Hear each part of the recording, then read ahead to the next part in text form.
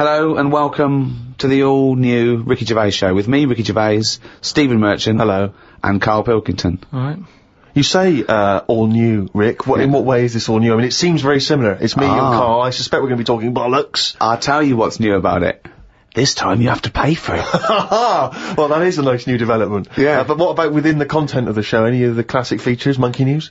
Well, I think Karl retired Monkey News. I don't know why. So that's been axed. It's just that we'd sort of done it all. Do you know what I mean? But will he be coming back in the future? We might do something with it, yeah. Good. I think there'll be a campaign, you know. If I know our listeners, and I don't want to, then they'll be doing an internet campaign now to bring back Monkey News. I just want a quick question, because I'm a bit confused. Is this show 13, because we've just done 12, or is this show 1 of the all-new Ricky Gervais show? I didn't know where we are. Show 1 of the all-new Ricky Gervais show. Right.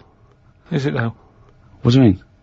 Well, that's like that question that I put to you about, say if, like, we do something wrong to this world, runs out of whatever we need. I don't know how it works. You put yourself down. I think you do, and I think you probably... just whatever the reason is. If it, you are talking yourself out of a job with NASA, putting yourself down like that. I think you know exactly how the world works. No, but, you know, just like, say if we had to go to another world. Right. What year would it be? Yeah. I explained, I told you, it depends.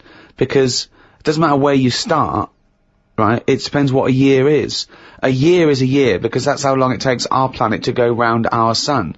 A day is a day, because that's how long it takes the world to revolve once. I know, but you can't go to another world and then start changing everything, because people are going to be a bit unnervy about being on different soil.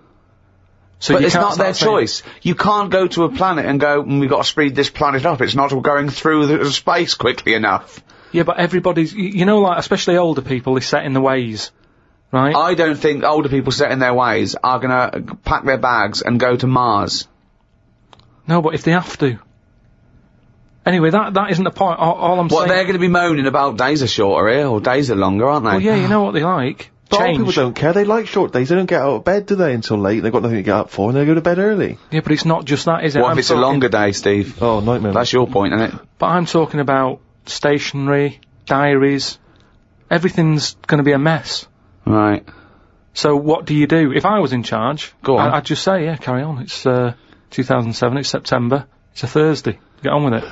Brilliant. I think because people 26 hours later, with a new day, and 480 days later, it's another year, 2008. I was trying to explain to him yesterday, in a cafe, about telescopes that can see back to the Big Bang. Why did you do that? Well, I was trying to explain what a light year was, then I was explaining to him that, you know, you sit down, you put your telescope on, you're looking at a star, the star explodes, that star exploded 1 million years ago, and he couldn't have it. I was going, you're literally seeing it explode 1 million years ago, because that's how long the light got. And I started telling him that, you know, someone on another planet far, far away could be watching the 1980 World Cup final, if they had a strong enough telescope, because that's how long it took to get. Look at his face. I can see his head bleeding. I just don't... So are you saying... Why did you start doing this in a cafe, Rick? Was it a 24-hour cafe? What were you thinking? But are you saying, then, there could be an alien fella? No, I'm not saying that at all. I'm saying that, just like we can see things happening in other, on other planets, other solar systems, that happened millions of years ago, there could be a little alien fella with a telescope, watching the Battle of Hastings, if he was far enough away. Do you understand the concept of what Ricky's saying, that light is travelling at a certain speed, which means it hasn't necessarily arrived here yet? So we could all relive history, though, is what I mean. No, we couldn't, because no, but whiz backwards. Well, no. One, you'd have to travel faster than the speed of light. Yeah, I know, but say if we can do all that... Well, that's the big thing. You can't. No, I know, but, you know, it's only a matter of time, isn't it? Why haven't we? No, but we're not in a rush to do it, because we can just go back in time. Well, but if time travel's possible, right, eventually, then it's already happened and they've come back. Yeah, no, but what I mean is, it's one of those inventions that we're not in a rush to do, because... No, what I'm saying is, if it's possible, then it will happen, and if it will happen, it has in the future. Yeah, but we don't know about that yet, do we? No, but you see my point? Not really. Okay. Yeah, but it's not that great just because you're seeing that far, because there's nothing in the way. You're looking at nothing. Space is nothing. What are you looking at? They say. What do they say? I don't know. But if only you had a saying there at your fingertips. What I mean is the universe, they say it's non-stop, there's no sides to it. No, they don't say that. Scientists have never said that. Heaven forbid.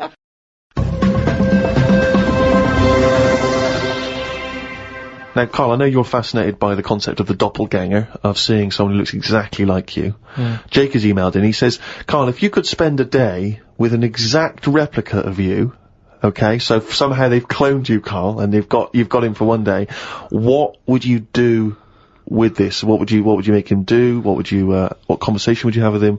What would you do? Is there anything you could, how would you utilise him for one day? Well, they'd both say, I'm not bothered, and that'd be the end of conversation. Yeah.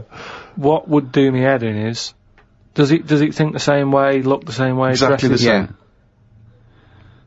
How would I know which one I was? Because you'd be you. That's amazing. How would I know which one I was? Incredible. No, because that is the most stupid thing ever said by a human being. Can we get the Guinness Book of Records on this? I mean, out there, listen, people, have you heard anything more stupid than how would I know which one I was? It's the most stupid thing any human being has ever said by definition. But think about it, this other person's going, alright, thanks for meeting up and that. And I go, hang on a minute. No, you came to me. And then Suzanne would come home and she wouldn't know the difference. And then suddenly you'd start doubting yourself. And you go, should I be leaving? Or... So, how do I know if I am that real one, if he knows what I know?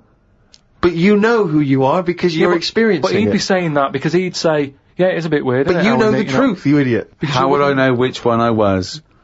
So anyway... But bear in mind, what would you do? You could pass him off as yourself. What would you do? Would you play tricks? Would you, You could be in two places at once. Would you do stings? Would you do scams? Like Jackass? No, because it would only end up getting me into trouble, won't it? Because people won't believe that there's another one like me. Mm. Otherwise, everyone would be saying that when they get caught robbing. They go, oh, it wasn't me, it was my doppelganger. It can only... I wouldn't want it, to be honest. It's a bit of a headache, isn't it? Because he could be going mental, causing all sorts of trouble, and you're going, well, you pack it in. And he's going, what? What are you on about? But then that wouldn't happen, would it? Because he's being me, so he'd be sat wherever I am anyway. Because he'd want to do what I want to do.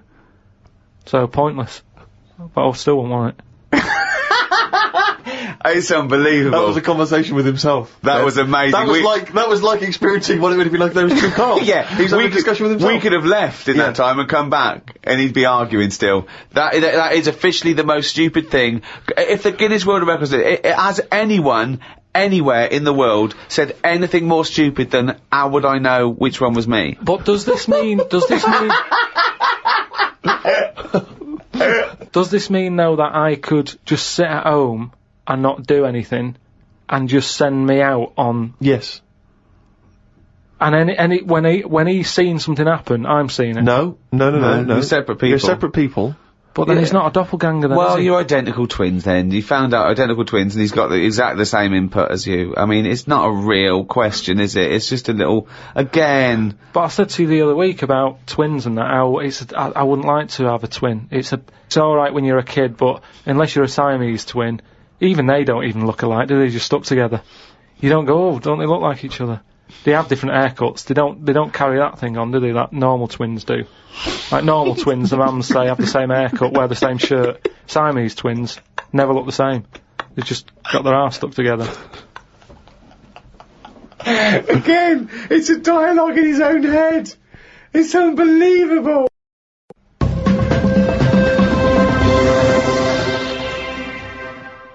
Okay, we're trying to get more cerebral now in this podcast. There's a lot of science here, real science. Maybe we should call it a spodcast. Mm-hmm. Okay, Karl.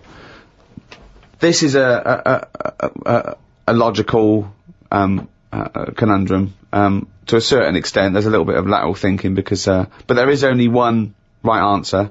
Now, the pressure here isn't to get this right because I don't know anyone who's ever got this right. The pressure is. One, asking sensible questions, and when I've told you the answer, to then understand it. Because when I've explained this to people, I've laid out for them, they still can't quite get the concept. Okay, so, there's 2 doors, Karl. Yeah. One leads to heaven, Right. one leads to hell. Yeah. Okay, they're identical, you can't tell them apart. Okay, 50-50. Right. Obviously you want to go to heaven, I assume. Right, there's 2 guards, identical guards, guarding each door.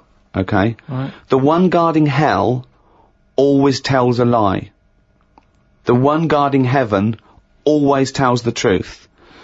You have to ask one question to find out which is which, and then go through the door you want.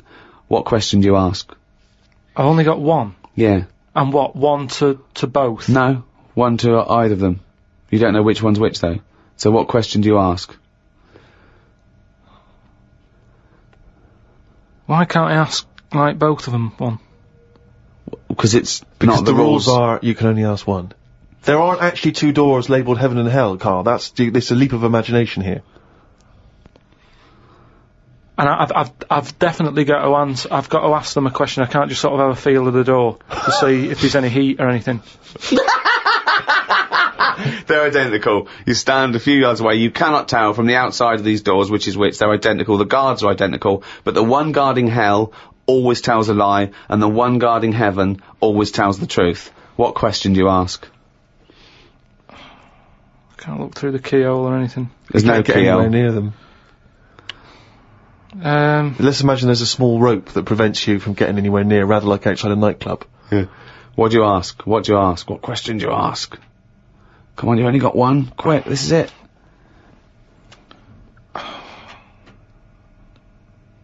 So, they stood there. Yeah. They both look the same. They're both smiling. Yeah. But one of them's not really smiling, really. He's trying to make me make a mistake, isn't he? Well, he's just gonna lie when you ask him a question, if you ask him. So what's the point in asking a question? Do I know one of them's going to lie? Yeah, well, the one guarding hell always tells a lie, the one guarding heaven always tells the truth. These things you know.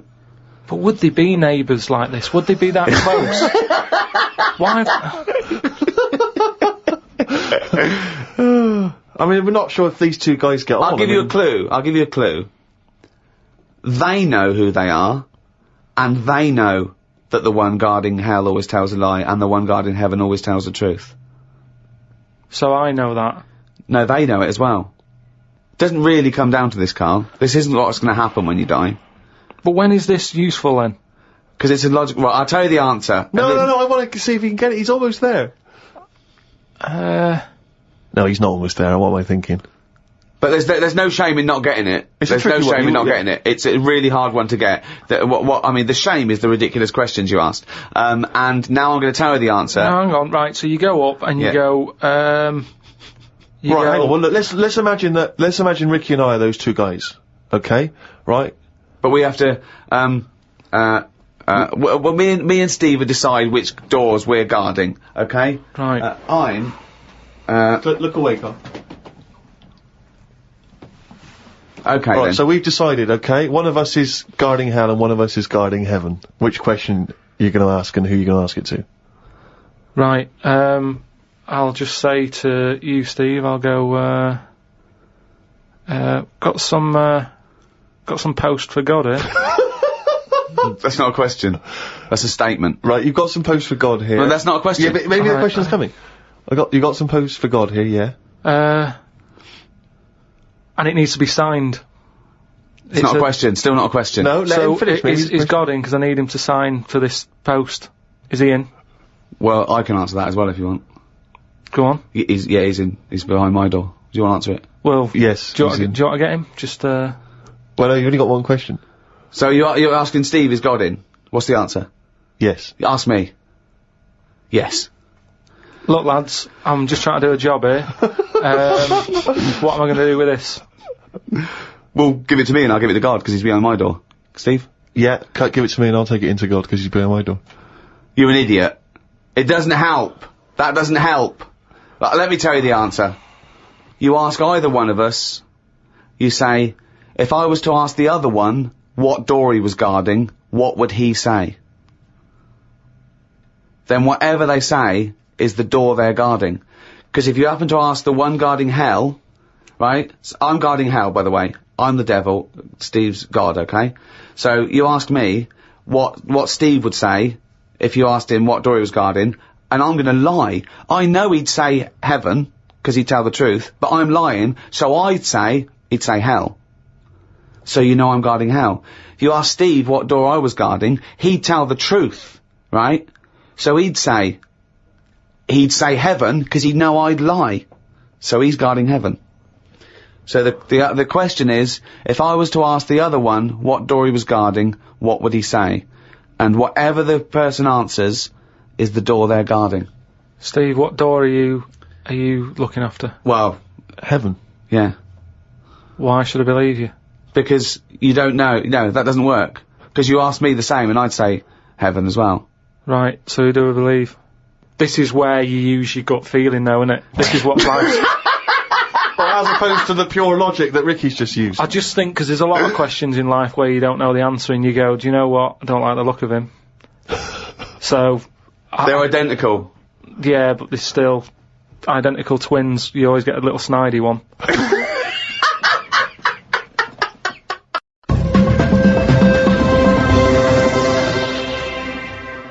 Oh, chimpanzee, that is written it down. What? That's the jingle there for Karl's Diary. Still a very popular feature on show 1/13. Here we are. Got a book sent to me called Freaks. It's a bit heavy, but it's got some interesting pictures in it. Read a bit about the two-headed nightingale. She/they was on tour in London years and years ago. It cost 2 shillings to have a front row seat. She/they had 2 heads/2 arms and 4 legs. They are called Siamese twins because the first twins that were born stuck together were Siamese. On one of the pictures, they are playing chess against a doctor. That hardly seems fair. 2 heads are better than 1. So it's 2 heads, 2 arms, and 4 legs. That's just 2 women in one dress. Yeah, that's 2 women with an arm missing. Yeah. Spoke to Ricky and his friend Glyn about art. I just don't get it. Ricky had some odd pictures on his walls. I don't have any pictures up in my flat because of the mirrored wall. But I can't say I'm bothered. The mirrored wall, we should just explain what that is. When you moved into your flat, there was an enormous mirror on one wall, was that right? We just got this flat, and, you know, it's not a big flat, so I think the people who had it before us, he was a gay fella, right, which was a bit like, oh, so you've been doing with that mirror and that. But... What? No, just, you know... What? What has he been doing with the mirror? Well, What's he been doing? No, it's just because they're quite sort of experimental in it, aren't they? And I don't know, what do you mean? What do they do? Well, I wouldn't know anything about it, but go on. No, what do you want? What? no, I don't. Experimental in what What do way? you mean experimental? I just mean, you know, they'd be doing stuff. What? Whatever they do. Chemistry, What? have a chemistry set out, they were doing experiments, what? No, just doing what... Singing I Am What I Am and just checking out No, each the to dance their own. I'm moves. not having a go at anyone, but What? I'm just saying, like, they're doing what they're doing, which Carl, you're is not annoying as homophobic, well. are you? Because, You're not no, I'm not. What? Not. This is why. But Why are you worried about what a little gay fella was doing in your flat before you got it in front of a mirror? I wasn't worried about it. Why I are mean, you thinking about what he's doing? Why are you fantasising what a little gay fella was doing in front of your mirror in your... I'm not bothered. I'm just telling you why it was a bit odd that he had a mirror in there, right? But forget the history. But you've got a mirror in there now, haven't you? No, because what I did was I was going to take it down, and I thought, oh, it's a bit dangerous. This, you know, it could crack and... Because it's the fall on size it. of the whole wall, isn't it? It took up a whole wall. Right. So, like, when he's moving about everywhere, he's got a good view of it and that. But he's got this full wall of mirror, and I thought, I can't take that down. And I thought, what can I do? So I've just put wallpaper on it. Brilliant. And it looks alright, you wouldn't know, what have you. But it means that I can't put any pictures up. That's all I'm saying. Because if I put a nail in it... And what don't you understand about art? What about art don't you understand? The concept? Specifics? Just the way some people like, you know, the ones you've got where it's just like a block of colour on a bit of canvas. It's like, what's that? Just Abstract. It's just abstract. It's, you know, it's vibrancy of colour. It's a, you know, an attack on the senses. Or it could be, there could be something in there that you might see. You might not see first time round, or it could be, you know. Yeah, but there's loads of stuff to look at without having to do that. But You've that's got the point of- windows. I can understand if you had a cell and there's no windows and you want a bit of colour. But you've got Well, a yeah. window to look out of and you've got like just a big block of... But I was Colour on explaining this to you, that the photograph where people before, you know, the art was photography. It was realistic, and you know, they had to make it look like the subject. But then, when cameras came in, that's when people started doing surreal stuff. And I understand that. Otherwise, there was no point to it. They had to find a new way to represent things that photography couldn't do as such. No, so that's like when we were in London having a shop around at Christmas, and there was that picture of fruit for 700 quid. Like, well, just get some fruit. You know what I mean? You can get some real fruit for 3 quid. Yeah. I understand that, but there's nothing wrong with, like, having a... Don't invent cameras then, one or the other. Do you know what I mean? That's what annoys me. Someone invents something, and then they go, we've got to invent something else. Like the abstract thing. Why has someone gone, oh, I can't have paintings anymore because... Wasn't it a Dali? Going, melting clocks and stuff, no? I mean, the first one was alright, when he did the first clock, but then, all the time, he's just like, oh, I'll draw something and it's got a melting clock on it. I'll do a sheep, put one of them on it. Have you seen his lobster telephone? That annoys me. Why? Because it's not, I mean, I think what annoyed me more with that is, when I heard about how it happened, he had some artist mate round, right? And, I don't know what happened, they were eating. That's a hell of an anecdote. No, but they were eating some food and what have you. Yeah. Lobsters? And, yeah. They were eating lobster, right. And that's handy. I don't know, the other artist, whoever it was, started saying, "Oh, you and your clocks" and all that, right? Brilliant. And, this didn't happen. They started arguing, and he chucked some of the lobster. Bollocks. And it landed on the phone. It bounced off his mate's head, went on the phone, and they both looked at each other like, "Are you thinking what I'm thinking?" And they brought out that phone as a bit of art. Things like that annoy me. Because it was then just messing about. That didn't happen. Just telling you what I know. I saw his work. Each to their own, if that's what he's doing. I'm just saying, I'm not putting my stamp of approval on it. Heaven forbid. Well, you know, as you mentioned in your diary, your favourite artist is Lowry, because you can look at them for ages and see someone different every time you look at it. All I'm saying is, art should be there to tell a story, not just to have a splash of colour. We know colour's out there. There's loads of colour. We don't need to be reminded of it. But colour's part of our evolution, and so it does something to us. Just like sounds. Yeah, but I'm saying, do a picture. Smells. Colour it in. Still use the colours, but draw something with it rather than just going, a bit of yellow, a bit of red. Like that when you've got just red and black. What's that meant to do? Well, it does something. What? Well, I like it, I enjoy it, so it does something. Yeah, you have it then. I'm just saying, I'd prefer it if it was something. And so let me just get straight, you had a mirror on one wall, so you padded that wall. It's just and you padded the others. It's just sort of, wallpaper on it. Right. Amazing. And there's no other art in there, it's just an empty cell. Was Suzanne like some art? Just like, Suzanne's not allowed to watch telly unless it's a favourite thing, otherwise she's got to talk to me about stuff. There's no art, there's no point, just wallpaper. I'm just saying, we've got three windows we can look out of. Right. Right? Stop looking at the walls, look out the window.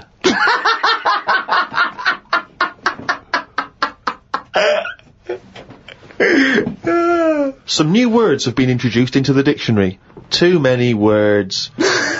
We should have some system where we can get rid of words if they aren't used a certain number of times. Well, that we do. They do die out, don't they, eventually? Like what? You don't have to use them. No, but they don't, do they? They keep adding them. And I just worry about, you know, this is the problem with, like, your head can only hold so much. Can't it? Yeah. It all very well when Adam and Eve was knocking about. There's no history, they don't have to remember anything. All I'm saying is, fine, bring out a new word, but once you bring out a new one, bin another one. The dictionary is getting bigger and bigger. No one's keeping an eye on it. Well, I think they are. They're not. They keep adding. It doesn't grow. They don't just dig it up one day. It's got bigger. What have you done? So Left it out. You're happy for them to stick in iPod, let's say. But we can pride ourselves on having more words in the English language than any other language. I think we've got twice as many as the second. Yeah. I think maybe Russian. I'm not sure about that. I'm sure someone email us, but we don't talk the most, so there's a lot of clutter there. What do you mean we don't talk the most? Well, you'd say that. Nothing as expressive as the English language. Yeah, no, because we've got a word for everything. I'm just saying that I don't use all these words that are coming out, and I just think, like I say, keep an eye on it. Some sort of, I don't know how it can be controlled. But Shakespeare invented words. I think Shakespeare invented about 1,200 words. Yeah, and we're probably still using a lot of his. So why do we keep sticking more in the pot? Right. Stop using loads of words. People are panicking in New York about the snow they're getting. It's 2 foot deep. They're saying it's to do with global warming. I don't get it. 2 days ago they were saying the world's getting warmer and the ice is melting on one of the poles where the polar bears are. As long as we get snow on the world, does it matter where it goes? Read on the internet that heads are bigger now than they were years ago. Brains are getting bigger, apparently. This is because we're being told too much information. We are told too much stuff about things that we wouldn't have known about years ago. You've just made that leap, haven't you? Maybe heads and brains are getting larger, but the fact that it's because there's too much information cramming in them. Where have you got that from? As time goes on, isn't it? It's that thing of, we're being taught more and more every day. As the time goes on, something's happening every day. You've got to remember that. No, you haven't. You have. It's the same, like I said, you know, with the Adam and Eve thing. They didn't have that much to remember. They come on the world, they go, what happened yesterday? Oh, not much,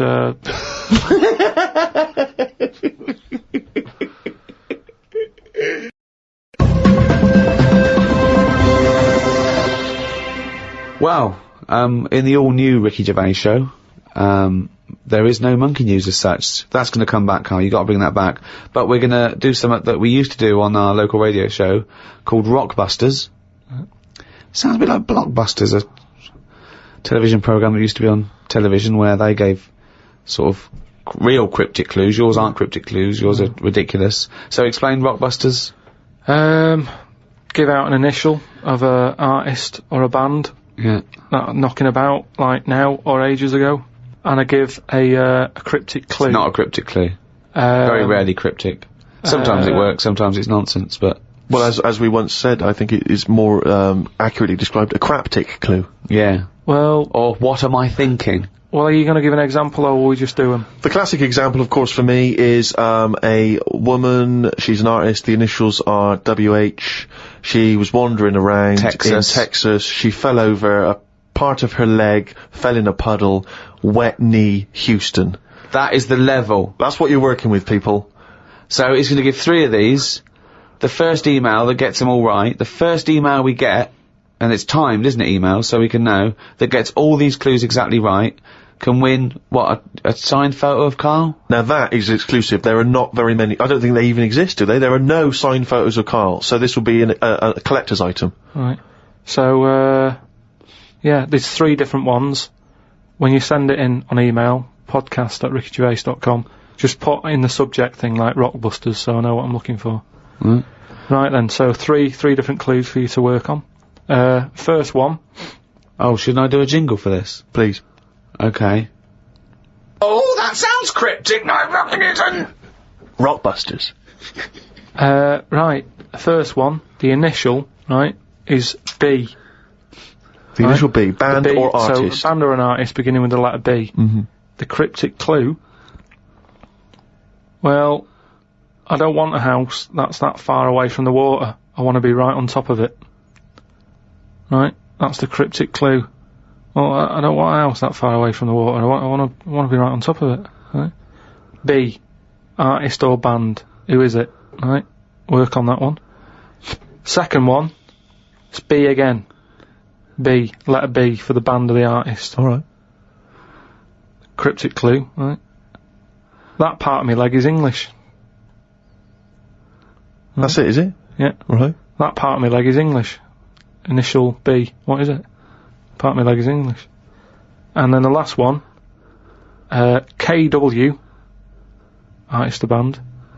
And the cryptic clue, the fitness teacher has got a speech impediment. What's going on there? Right, KW, the fitness teacher has got a speech impediment. Work on them, right? Send in the answers, podcast@rickygervais.com, and just win some Signed picture and that. A signed picture of Karl Pilkington. Also, when you're sending in your answers, or indeed if you don't have the answers but you just want to get in touch, podcast@rickygervais.com. If you've got anything that you think might be of interest to Karl, we're looking for, as Ricky was giving him earlier, scientific facts, stories you've read about, anything which you think might just pique his interest, send them in, podcast@rickygervais.com.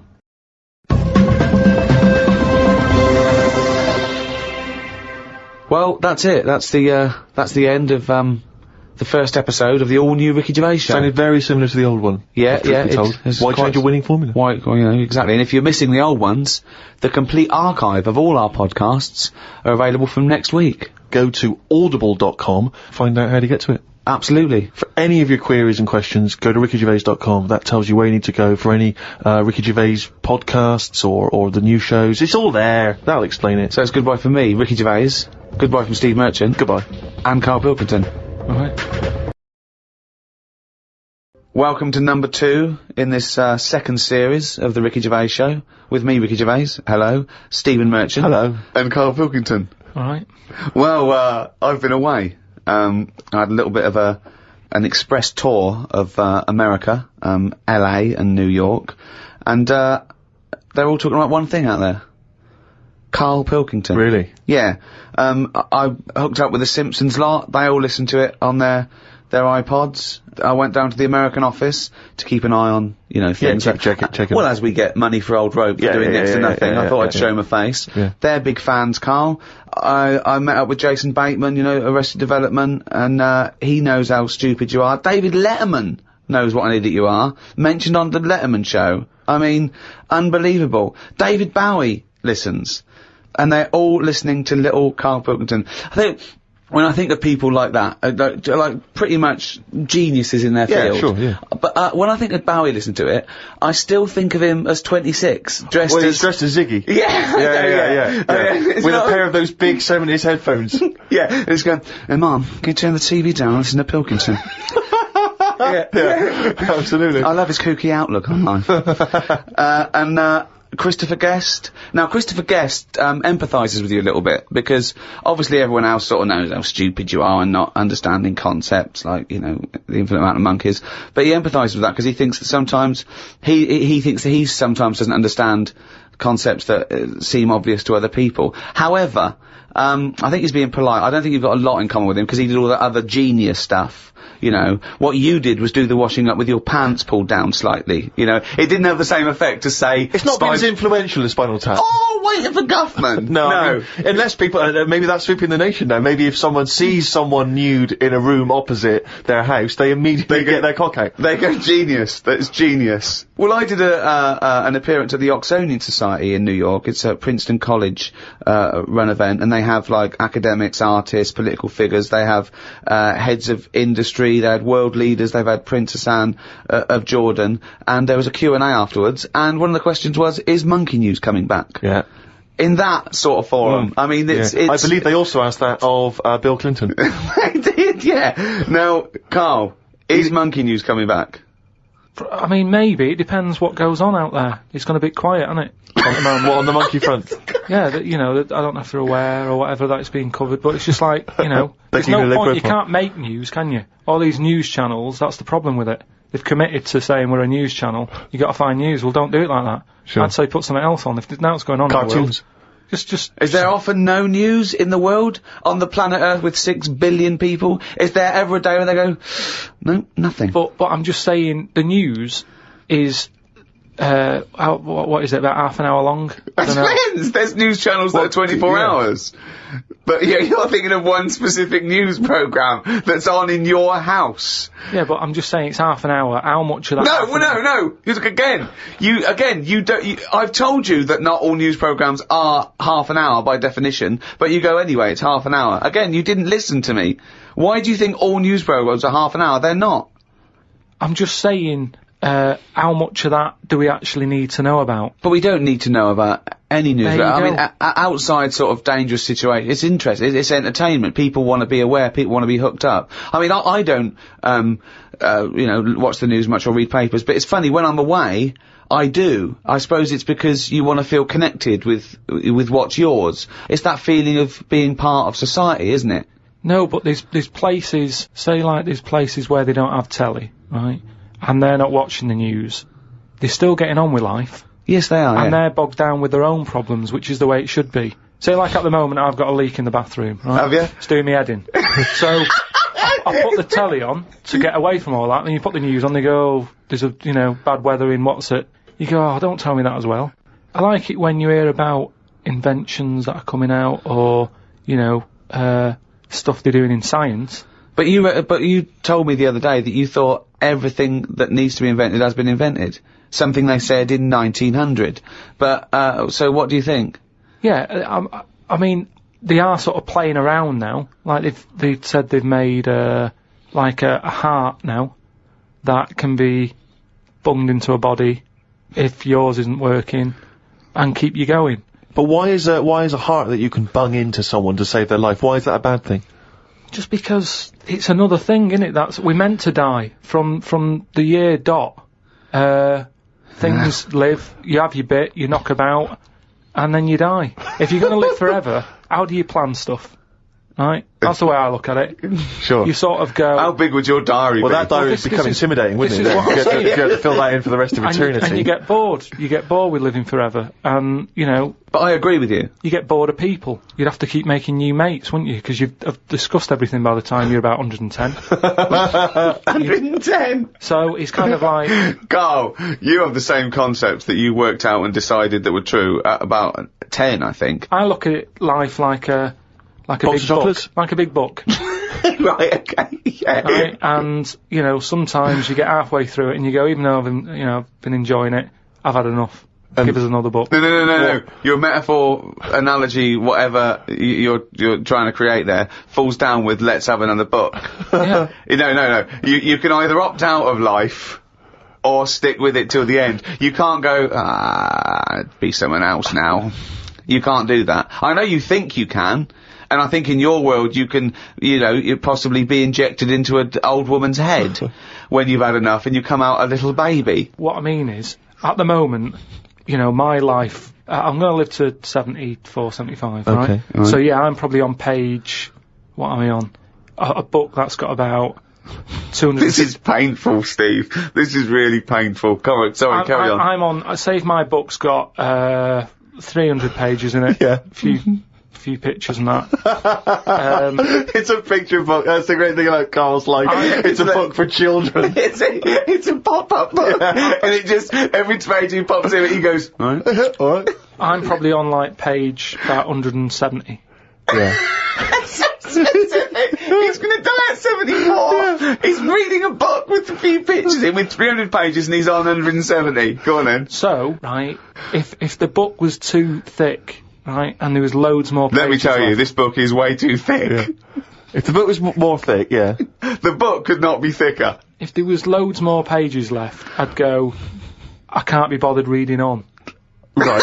Okay, let him finish the analogy. He must have known that when he saw the book. You've got to finish this analogy, otherwise we're going to be here all night. Listen, he must have known how many pages there were when he got the book out of the library. Yeah, but the way they write books, they paint in pictures more at the beginning, you're going, this is good. And then it gets a bit boring as it goes on, doesn't it? Okay, well that works. So you're saying that you were young... No, it doesn't work. Well, you just accepted that that's what all books are like. No, but there's a little bit of poetry in that, because he's actually saying that, when he was young, his whole life was ahead of him, he couldn't wait the whole world, the promise that he was given of this world, and now he's a bit jaded and he's more cynical, and he realises that the world hasn't got as much to offer him as he thought it was. Is that what you meant? Yeah. Liar.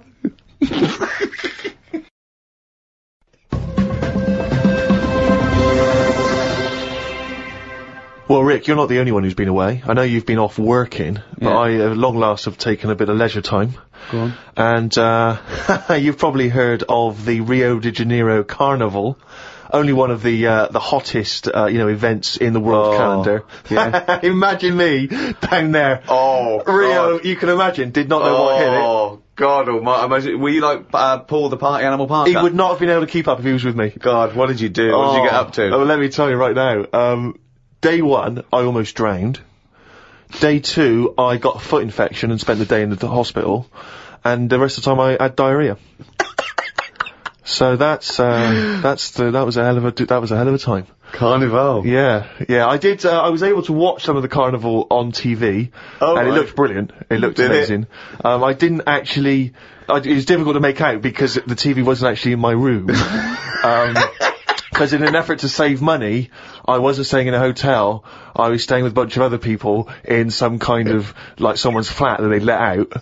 And, so I had to watch the TV, like, from my window, watching a neighbour's TV. And of course, when they changed the channel, you know, often during the juicy bits, I couldn't see anything. And, but they looked really good. I'm bunged up at the moment just so I can get through the show. But I've just been on a 12-hour flight, and it is terrifying being on a flight when you know that any moment you could go. Because, you know how the problem is sometimes the toilet's free and sometimes you've got to queue up. And the worst bit is that sort of half an hour just before you land when they say the toilets are out of bounds now.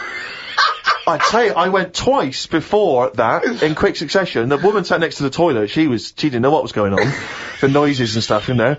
And because I was really panicky. Oh Christ! And so of course then on the whole flight, as we're landing, I'm really petrified because I'm thinking I packed a pair of underpants and jeans in my bag, in my holdall, just in case it all went. And I was really, because I hate flying anyway, and I hate landing because it's the most terrifying moment of the journey. Then it really was rumbling, and I was thinking, I got to get out of here. Of course, you know when you're in a hurry, everything makes you angry. The little old lady in front of me who's just hobbling along off the gangplank. Get out of my way! Yeah. You know, just really annoying. With your bad hips and your bad legs. Your Zimmer frame. I know you've been through a war, but get out of my way! Yeah.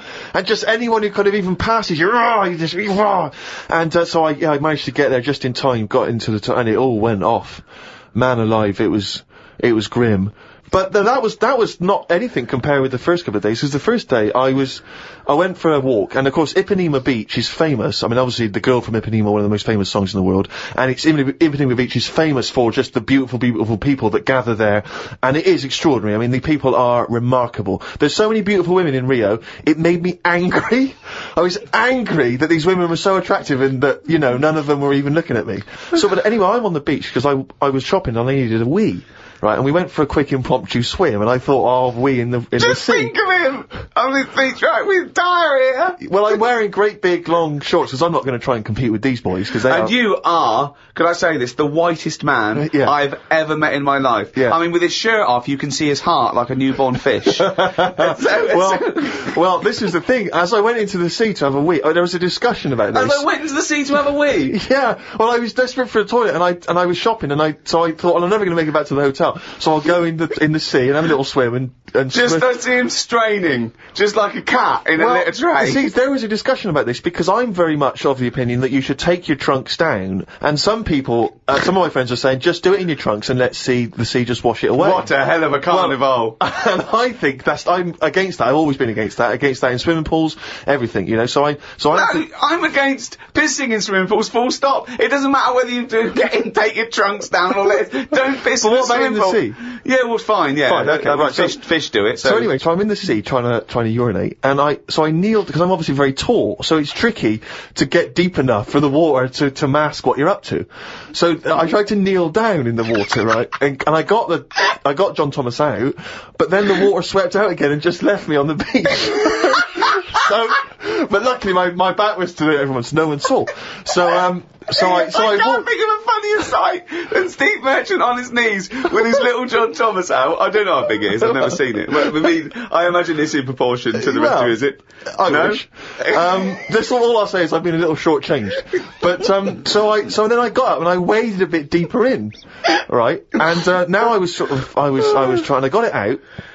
But what I didn't realise is that the waves just off the beach are really just uncontrollable. You never know what's going to happen. So one minute they're calm, and the next minute they're crazy like a tsunami. So suddenly I see this giant wave coming towards me, crashing towards me, and I got the cock out and everything, and it grabs this wave, comes over me, and lifts me up and flips me up in the water, right? And I'm floundering around. I can't see anything because, of course, I had to take my glasses off to go in the sea. Because I didn't want to lose them. Oh God! So I floundering around, and I'm genuinely getting scared because as I try to get into shore, the wave just pulls me back again. So I'm waving to my friends on the beach, but what I don't realise is that because I'm not wearing my glasses, I don't realise that I've been dragged along the beach some way, and I'm not actually waving to my friends. So there's like a bunch of these beautiful women on Ipanema Beach, watching a pasty white man waving with his cock out. And what annoyed me was my friends were laughing.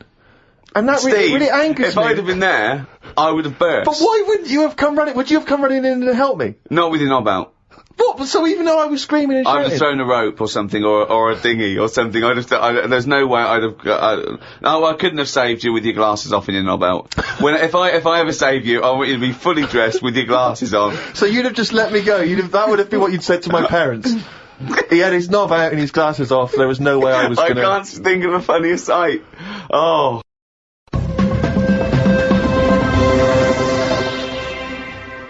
Oh, chimpanzee, that is written it down again. Yeah, this is where we read extracts from Karl's diary. We've had to wrestle it from him. He's never happy, but, you know, that's the way it goes when you're doing, a show as popular as this. And I'm going straight now to this entry. My mum phoned and said that my Auntie Nora, classic Auntie Nora, wanted me to look on the internet to find out what the weather will be like in Spain at the end of November. I don't know where she gets her money from. 2 months ago, she was asking me dad how much it would be to get her back garden astroturfed, because she's sick and tired of the grass getting out of What does she hand. want to do? Start a football team? Why does she want a back garden astroturf? She likes the sort of green look, but she doesn't like the headache that comes with it, so she's just looking into getting that false grass put in there. Brilliant. Don't know how much it is, but... Went round to Ricky's and had some chicken curry that Ricky's girlfriend Jane had made. Ricky and Jane were going on holiday for a few days and had arranged for Glyn to come in and make sure the cat was okay while they were away. I'm sick of that cat. I was surprised that they hadn't paid for the little shit to go away with them on first class. Blimey, getting a bit vitriolic in the diary. Why doesn't he like the fact that I've got a cat and I love the cat? Why? It's just everything in that house that you've got gets sort of special treatment, and it's a cat, and it What do you mean annoys you get me. special treatment? Sometimes We put food down for it, and sometimes it gets on our lap and we stroke it. You don't just stroke it, We're you not sending massage it. You massage its back, you go, no, you're stressed out. Well, no, You're it's stressed good. out. No, I'm not saying you stressed out. At no point did I say you stressed out. You said, what the fuck are you doing for? Is it stressed out or something? I like touching my cat. To be honest with you, I don't like Ricky's cat. I can't believe Because every time I go around there, it goes straight for my ghoulies. yeah, Instantly. He'd probably seen you in the sea and thought, well, if he's waving it about, I'll have a bit of that. But it's like the lizard thing you've got. It's just sat there. You've bought a big box, right, to be in. Right, And the one, last it's a salamander, so it's an amphibian. It's Yeah. not a box, it's a big vivarium. Yeah, but what I'm saying And is... as it, and if you're going to criticise someone for just sitting there, having a round head and doing nothing with its life, people who live in glass houses, No, we've but done this one. Do you know what gets me though, right, Steve? When I was there, I was looking at it, and I thought, is it dead? Right? Because he's just sat there, like... And it was thinking exactly the same fucking he thing. sat there, not moving, right? And then on the top of the box is like a box full of crickets and stuff. That's it. It's food, Yeah. right? But they were more active than the thing that it was going to feed. Get rid of the lizards, keep them in there. More entertaining. Don't understand it. A few months back, a girl who was having a kid showed me one of them scans of the kid that was in her. That's science gone mad, innit? I couldn't think of anything nice to say, as it looked like a frog. Do you know why we've got to that point? What? Why have we got to see something that young? Why? Because people can keep an eye on the progress of the baby in the womb. Yeah, but why are they printing it out and stuff? Surely that's for a doctor to see.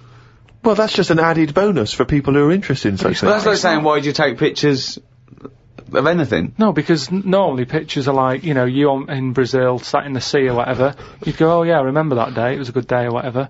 But Wasn't. it's just kind of like, why have you got to see something? You might as well. Well, go to the next- listen, why have you got to see something that small? So why would you take a picture of Steve in the sea? No, but what I mean is, why? At what point are we going to stop? Are we going to start sort of X-raying the fella's testicles and saying, well, there it is at a really young age? Well, where are we going to stop? It's just horses for courses, isn't it? Some people like to have a record of their baby in the womb. They That's like right. to show their baby. They're They sit excited about it. They sit down and they show the friends the slideshow. That's you the go. birth. Oh, that's the conception. Oh, look, Ron's going a bit mad there, isn't he? But why do I need to see this? This is what I'm saying. It was an awkward situation because she was happy with it. I was like, oh God. You know what I mean? It was an odd looking thing. I couldn't say, oh, it looks like you, because that would be a diss.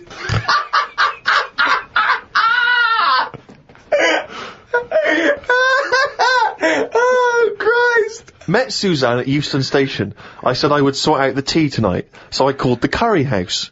The fella couldn't understand me. I asked for 2 poppadoms. He kept saying, how many? I kept saying 2. He still couldn't understand. I said 1 more than 1. He understood. When we picked up the food and took it home, there were 5 poppadoms in the bag.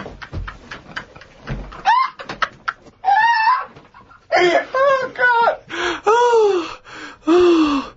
Oh, God. There is a restaurant somewhere that sells knobs to eat.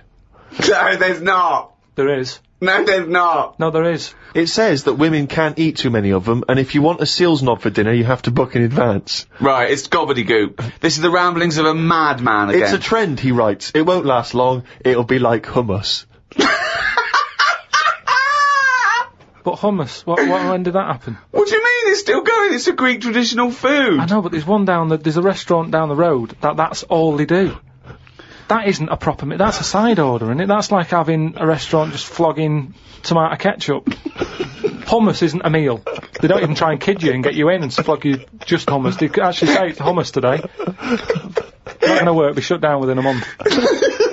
Called Ricky and asked what the difference is between the mind and the brain. Yeah, he did. That's a hell of a phone call to get. Unbelievable. Unbelievable. Ricky did explain, but I can't remember what he said. I wondered at what age you are when the mind kicks in. Okay. Ricky changed the subject and said there is an island called Spider Island. There's nothing but spiders on it. A bloke went to visit the island and said there was 1,000 types of spider in one tree. Yeah. Excited by that? I didn't tell you that. No, I looked it up after talking to you. Oh, right. Is that true? Yeah, they just said there's loads of them. What do you think about that? What do you think of an island that's just full of spiders? It's a bit daft, isn't it? What do you think they should do then? I don't know, because you need spiders. I don't know what they do, but they say a world without spiders, like, wouldn't be good. Who says that? I don't know, someone. But they sort of do something. There's something about if you did get rid of them all, it would have an effect. Well, of course it would. Get rid of anything, it would have an effect. Not everything, though. Like I've said, jellyfish and what have you. Well, no. The world wouldn't change. Well, it would. No, it wouldn't. Well, it would, because it's part of an ecosystem, so they're something's food, aren't they? No, but it's 97% water or something. Yeah. So, how much are they doing? Just give them another 3%, make them water. And that's more useful. Give them another 3% and make them water. Oh, God. The rain ain't stopped. The old woman with the bent neck. Now, we've not heard about the old woman with the bent neck Who's before. She's a whole new character. What's this? Incredible. She's really old. And she's got a bent neck, yeah, but tell us something else. I don't know what's up with her, but her head sort of comes out of here. No, it's radio. They can't see what you're doing. It comes out of her chest. So from behind it looks like she hasn't got an head. It's really weird, right? I mean, she's old and I don't know what's happened. Just Suzanne said it's sad and her bones have sort of bent up or something, or maybe she carried something heavy when she was younger. On her head. And, I don't know, it's sad and everything. Yeah. But she's wandering up and down the street, always looks fed up, but you can see her, you have to sort of bend down a little bit. But her head's just, I thought I'd told you about it. She finds a lot of change. I said, yeah. Well, as you write in the diary, the old woman with the bent neck is struggling in the weather. The rain must be running down her back. Don't know why she went out in this weather. Me back's doing me head in today. It does this every time the weather turns a bit grim, ever since I tried to kick me height. Oh, remember that? We've heard this before. Kicked me height and landed on me arse. Was going to treat Suzanne to a trip to the pictures to see Breakback Mountain, but then remembered there is a programme on about two-headed kid tonight. What two-headed kid? It's just a two-headed kid knocking about. And I just wanted to watch that. What do you mean, a two-headed kid? It was something on the telly. I only saw the beginning of it. I thought, it seems a bit heavy, this. The programme about the kid with two heads was a bit sad. They never go into the good sides of these stories. I asked Suzanne what happens if they sit an exam.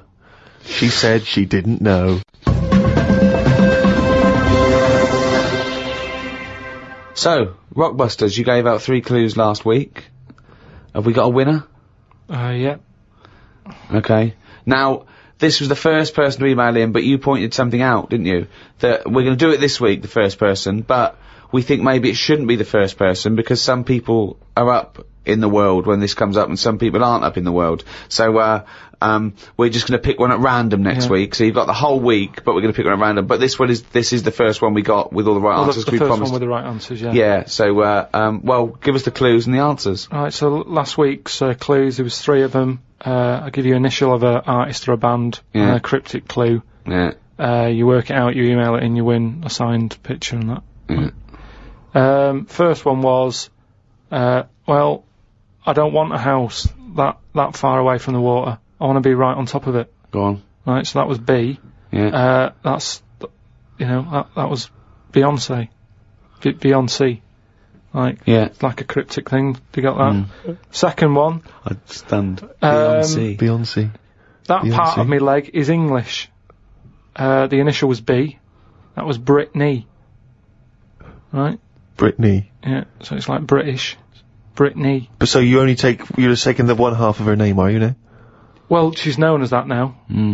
I think she's known more as fine. More as Britney than Britney Spears. They don't really call her that anymore. Yeah. Also, British isn't the same as English. Yeah, I know. I realised that, but it was too late.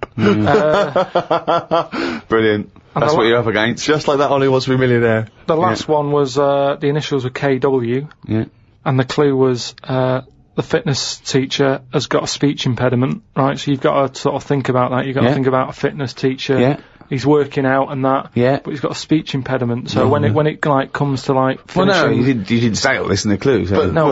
But it was just that one was Kanye West. Right? Kanye West. So I'm just saying. Why would the fitness teacher say Kanye West? Because he's got a speech impediment and he's been working them out. They've built up a sweat. And he's like, right. Well, no, you didn't say all that, so it doesn't matter. But even if that is the case, so what is he saying? He's saying, all right, can we rest now? As in, can we rest now? Yeah, just kind of because they say that at the end. It's like, right, everybody. So he's got a speech impediment. He's very, very camp, and he's adding words. Okay, but apart from that, it works perfectly. So that is bollocks. You're an idiot. So that was the first 3. Who won? It was Gwymlyn Howe Jones. Right, let me have a look at that name. There's no such name as Gwymlyn. What is Gwymlyn? Is it something from Lord of the Rings? Gwillem Hugh Jones. Okay, and a signed photo of us is on the way. Yeah. To him. Lucky you. I don't know why he wants that, but well done, he got the clue. I don't know if that's a good thing or not to get the clues, but there it is. Well, there you go. So we're going to do some clues for next week? Yeah, right. Again, same sort of system. 3 of them email in, and we'll pick one at random. Right, first one. The initials RP. Right. Right. And the cryptic clue. Not cryptic, well. Steal that woman's flower. Right? If you're gonna like nick a. Well, no, it's different now. What is it? If it's a cryptic clue, let him finish it. Okay, what is the clue? What is the clue, and stick to it? Steal that woman's flower. Fine. Okay. RP. Right. Okay. Right. Second one. B. Is that the clue or the initial? B is the initial. Right. And cryptic clue. Keep whacking the cooker with a stick. What is it? It's a band or an artist. They kept whacking the cooker with some sort of. What is it? Keep stick. or kept? What's it? If it's a cryptic clue, everything matters. So. It doesn't really. Just think about whacking. Well, no. Give us the clue again. Okay. Just whack the cooker. No. What is the clue? Do the clue. Okay. Do the clue. This is the clue, and the only right. But no. Wait. The initial is B, and the clue is. Keep whacking the cooker with a stick. Right, fine. But it doesn't have to be a stick, though. It could be like an iron. It could be any sort of. Well, okay, then let's do the clue again. Then. Okay, so the initials B. What's the clue? Keep whacking the cooker. Fine. The last one, the initial M, and then the clue is Venice. It's all water, isn't it? Right. How would you describe it, right? Jesus Christ. Is this the what? Let him finish the clue! I want to go home, I haven't slept, I've just come back from Rio! He might never finish the clue. It keeps going, it's full of water, right? Oh, well, you don't need a stick, do you? Use your hand if you want. Well, no, it's B. No. I mean, he might never finish. Well, right. Not if you're going to interrupt him. What's the initial? M. What's the clue? Venice. It's all water. There's hardly any land, so how would you describe it? Okay. I think that sort of works. M is the artist or a band. Email in, podcast@rickygervais.com, and we'll pick one at random. Win some stuff. Well, that's the end of episode 2 in this second series of the Ricky Gervais Show. So it's goodbye from me, Ricky Gervais, Stephen Merchant, Oi! and... Sorry, I just want to explain why that's a greeting in Brazil. Is it? You see someone, hey! Oh, okay. Yeah, I wasn't just a meme. Why's your knob out when you're shouting and waving Yeah, at me? that's why I did it. You see what was going on. And Karl Pilkington. Right. Hello, welcome to the third in this new series of the Ricky Gervais Show with me, Ricky Gervais, Stephen Merchant. Hello. And Karl Pilkington. Alright. We've had loads of emails. Thank you for those. Sorry we can't reply to them all personally, but keep them coming, some interesting ones. There's one in particular here from a guy who says, I see there is less swearing now you're charging for the podcast. Dumbing down already, ? Yeah. Well, interesting. I don't know how that's dumbing down. Well, no, not swearing. That's interesting. Not swearing is dumbing down. And also, the fact that he's complaining that we're not swearing enough. Yeah. What sort of a cunt would bother writing that email? Don't know, mate. I don't know, but I know he's just some kind of fucking cocksucker. What have you got, Annie? Well, now, of course, a couple of weeks back, you gave the rather long-winded but fascinating, sort of brain-teaser, conundrum, philosophical question about the, heaven and hell doors. And there's been a number of responses to that. I know. Explain your error. Well, I got it, I realised as soon as we put it out there that I should have said, assume no prior knowledge. Otherwise, you can just say, hold up a cat and say, is this a dog? Or you can say, what's my name? But they don't know anything about you, that's the thing. They only know about themselves, and I should have said that. Yeah. So are you willing to just now say that you've embarrassed yourself? I've embarrassed myself. I should have said, it's got to be about, it's only about the, you can ask questions. Well, do you know what? It's a bigger man than many that can admit that mistake. Or a man that's banged to rights and obviously caught out and has no choice. Well, it's quite interesting to sort of wade through the emails and find out the kind of people that are listening, get a sense of the different listeners. And I know you, Rick, have met some of the big celebrity names that have listened to the show, and it's sort of because you've actually met them. But it's now we've got celebrities who are just emailing in, just letting us know. This one is from a guy called Aaron. He says, my name's Aaron Douglas, and I play Chief Tyrol on TV's Battlestar Galactica. Oh, right. And he listens to the show in his trailer. Now, I don't watch Battlestar Galactica. I hear it's very good. Yeah, but it's nice to know that... I don't watch it. I don't watch any of those things, but that's... But it's nice that Chief Tyrol, and for those of you that watch Battlestar Galactica, I'm sure that means something. But it's nice that he got in touch. But I'm just thinking, who would you, in an ideal world, Rick, who would be your ideal listener, a celebrity listener? Well, it's not so much celebrities for me. I like the idea that captains of industry or scientists or people actually doing something worthwhile are listening. That's what excites me, because they hear... You know, we've had a couple of emails from people who are doing, PhDs and psychologists and that excites me more. These academics are listening. I mean, who's the weirdest person you think that, who should have more time on their hands? Stephen Hawking. Imagine Stephen Hawking listening to this show. He's putting together the formulation for the universe, but he's going to listen to a little bit of monkey news from Karl Pilkington. Imagine Stephen Hawking emailing us at podcast@rickygervais.com. I mean, that would just blow our minds, wouldn't it? He's got time to do that. That he's got the inclination to bother doing that. He's always online, though, isn't he? He's always hooked up. Is he? Well, he's always got a little computer on. Why not? Sure, that's one of the perks. You can just bung an email out whenever. I'm not having a go. That's what I'm thinking. He's sat there with his little computer. Out of all the people in the world to have a chat with, I'd probably like to have a chat with him about space and that, because I can't get my head around it. Karl, you can't get your head round frozen foods. What a chance are you going to have with the universe? No, but just putting stuff out there, it freaks me out when I'm lying there in bed at night, and I think about how this world... On Friday, right, I was in bed with Suzanne, and I said... Could the world fall? Right? It's like something from Chicken Licken. Wow. That's a hell of a bit of pillow talk, that. Isn't foreplay hell? Oh, God. But I'd like to sort of have a chat with him, because I reckon he could put it in a way that I could understand it. Oh, I wish an Inuit was listening. Did I not tell you this? We had an email from an Inuit. Really? Yeah, I thought I'd mentioned this. Have we not mentioned this before? No. No, there was an email from a guy who said, I don't think he lives in Canada, I think, or somewhere else. I apologize if I'm getting that wrong. But I think he said he was half Inuit, and he listens to the show. Half Inuit? See, that's interesting, because I think of them as so remote. I know I'm probably wrong now, but I think of those as so remote that I can't think where they're meeting people who aren't that are also into it, yeah. Oh, and who's going, you know, other societies are going, I'll tell you what, I'm fed up, there's no action here, I'm going to the frozen tundra, I'm bound to meet someone there. Yeah. Where do they meet? Do they do online dating? What, Probably a lot of online stuff. what do you put as hobbies? Fishing? Yeah. Skinning stuff. Skinning stuff, yeah. What stuff to skin? You know, seals. Seals. Yeah, sure. That's about it, isn't it? Why are they hanging about round there? Why are seals going, do you know what, it's cold, I'm sick of it here.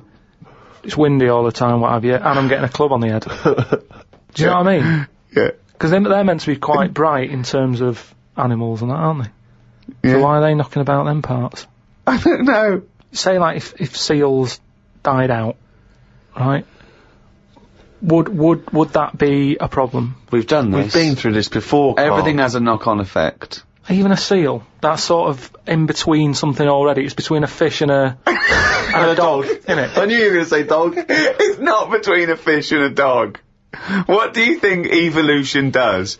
Fish I'll to never dog. Understand it. Maybe we What shouldn't do you talk mean about it. it's between a fish and a dog? I'm just saying it's. It was a perfectly evolved mammal that re-entered the water, I imagine, and then got streamlined and... I mean, it's between a fish and a dog.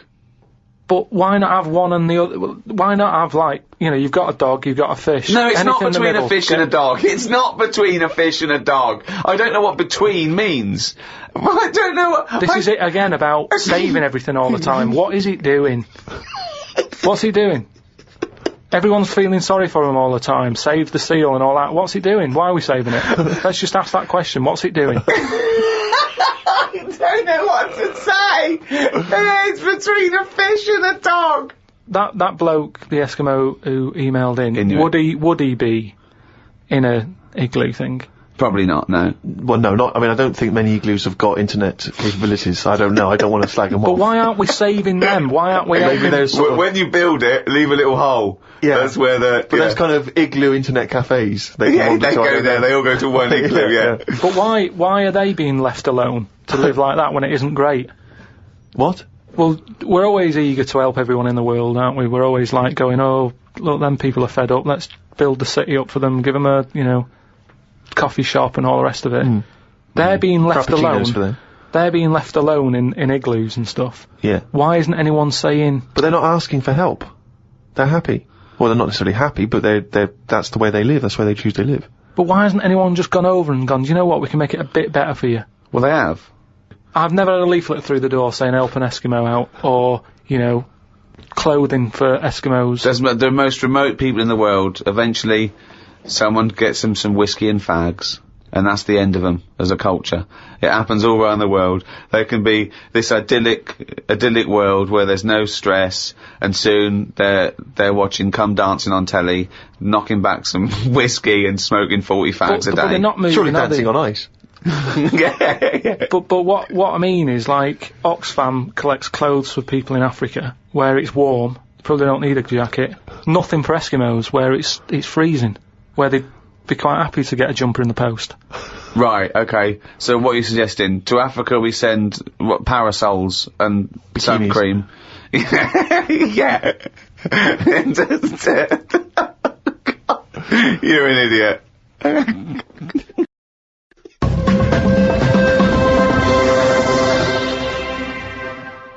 Out of all the people in the world to have a chat with, do you know, what's his face? That German doctor. Which one? The guy that displays the human body? Guns Right. Traven or something. All right, yeah. He's pretty good. Mm-hmm. Just like the way, you know, he cuts stuff up, shows you how the body works and that. Sure. And have you learnt anything from that? Well, I don't. Is he a proper doctor? Because it's just that it's always. I mean, I could cut a body up. I never see him sort of put it back together. Is anyone keeping an eye on him? Sort of going, well, who is he actually? I'm sure he's a proper doctor. Well, he sort of cuts bodies up on the telly and sort of goes, is how like intestines work or whatever. All right. And he just he holds them up, fills them with food. And he goes, look, they go fatter. And I mean, he doesn't answer everything. Like, he doesn't say, I don't understand why the intestines have to be that long. I don't know why it just can't go from the throat to the belly, exit, straight dark line down, out the arse. You must know. Well, no, because the way he dragged it out, and it was like miles long. Yeah. Pointless. No, it's not pointless. Just have a straight, do you know what I mean? Straight down. It's to increase the surface area for absorption. So, a foot long intestine, you wouldn't absorb much food. Whereas, you go down, you know. Yeah, but just have more points in it where it has to go through some sort of filter. What are you talking about? Again, the evolution sort of worked this out for us. It really works. I don't think you're going to improve on it. In your mind, you some kind of kerplunk style intestine. No, but what I mean is that's probably that long because years ago they were eating dinosaur, and that might have took a lot of indigestion or something. I don't know how chewy it was. It might have been quite fatty, dinosaur meat, and it needs to go through all that. Now we're eating like yogurt. So I mean, we don't need anything that, you know, is doing that much work anymore. All the food is mashed up. Auntie Nora, right? All her food is mashed. Right? She doesn't have to chew anymore. She's got teeth, but she doesn't need them. And that's how. She's got teeth, but she don't need them. No, but that's how we're she could have her intestines removed then. Well, no, but this is what I'm saying. That would sort our other problem, wouldn't it? We're changing everything all the time, aren't we? I mean, there's some fella who was looking at on the internet. Identical twins, right? They were sort of sick of looking like each other, so they were like, "What can we do?" Right? And one of the twins said, "You have my arm," right? And he had his arm taken off and stuck on his twin, so his twin's got like 3 arms. No, it's not true. It's on the website. No, it's not true. What, for a laugh? They were born, so they didn't have a laugh. What doctor's doing this then? Well, they're old enough to sort of say this is what we want, and... No, doctors don't go, well, if he wants another arm and I'll take that, doctors don't do that. What sort of practice is this doctor going around and go... Dr. Jekyll. I mean, Karl, think of what you're saying. But where would he have stopped? Can you put his head on my knee? It's up to you. No, sign this. If you sign this, you may give my consent. But we, you know, it is annoying. What do you think these doctors sit around doing? Playing Mr. Potato? Or what do you think these doctors are doing? Just they do as they're told. They don't do as they're told.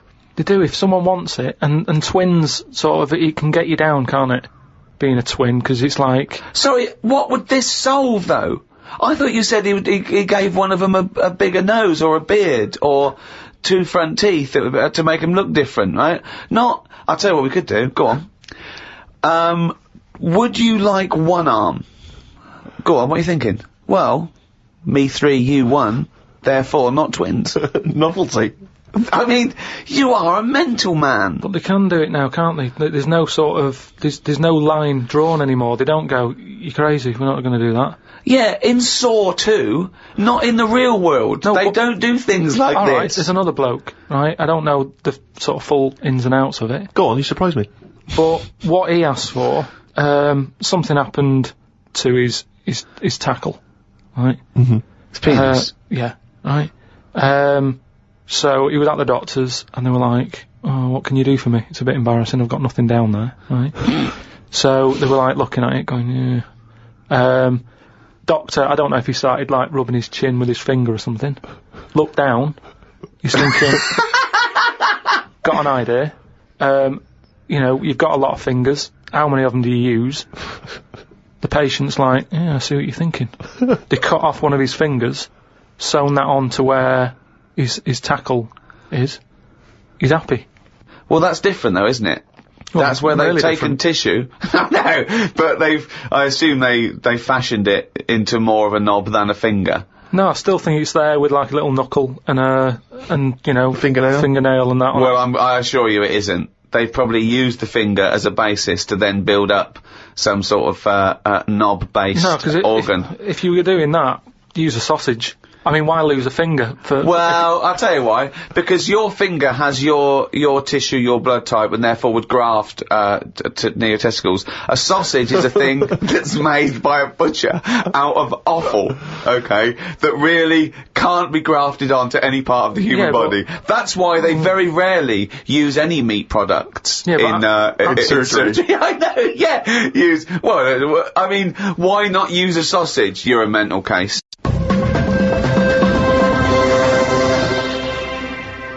I saw some bloke the other day in a meeting, and on his desk, he had a picture of his kids who were twins, right? And, they looked alike, and he did that thing of dressing them the same, that sort of thing, that annoys me, right? And I sort of said, you've only got a small desk, just have a picture of one of them.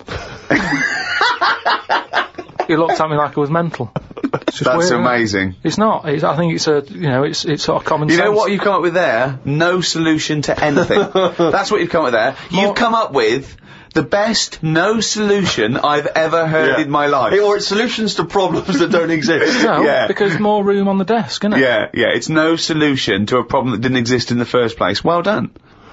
There was a picture on when I was on the plane coming back from here, there was a picture of this new luxury hotel. It'll be, I think, $10,000 a night to stay there. It looked extraordinary.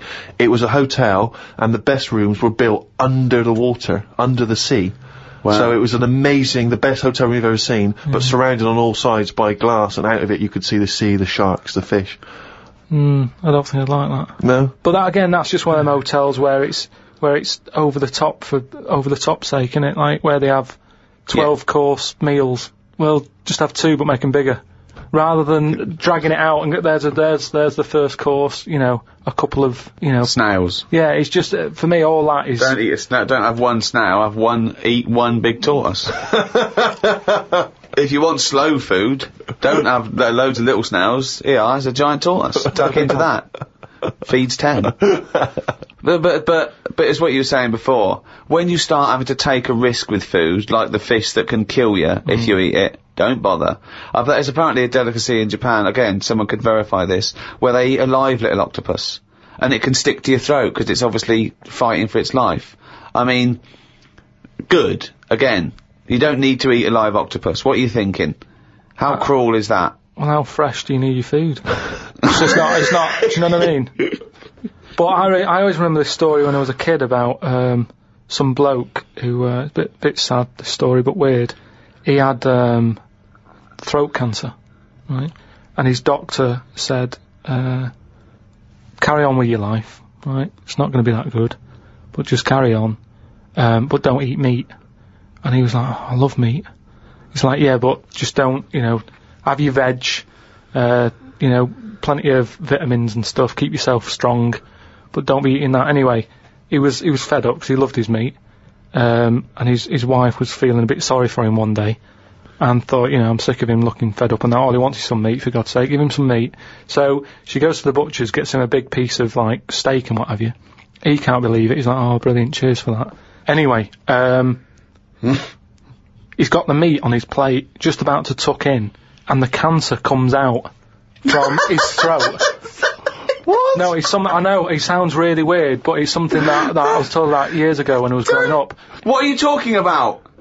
It was just some bad illness, some cancer thing, and it was coming out waiting for the meat. It was sort of dying. Again, a lot of your medical knowledge is from the film Alien. So this guy with throat cancer, okay, as opposed to it being a disease of the cell. It was like a living. The alien. It was alien. So it was the animal. It was the little animal cancer. That's why he wasn't allowed to eat meat. He wasn't allowed to eat meat. So it's sitting there. So it's actually sitting there and throat. I'll tell you what I'd have done if I'd have had some cancer in my throat. I'd go, there you go, rid of that. What are you talking about? So what happened? He choked to death on this thing, and the wife was like, "Oh, I shouldn't have given him the meat after all." Just that's a bollock story.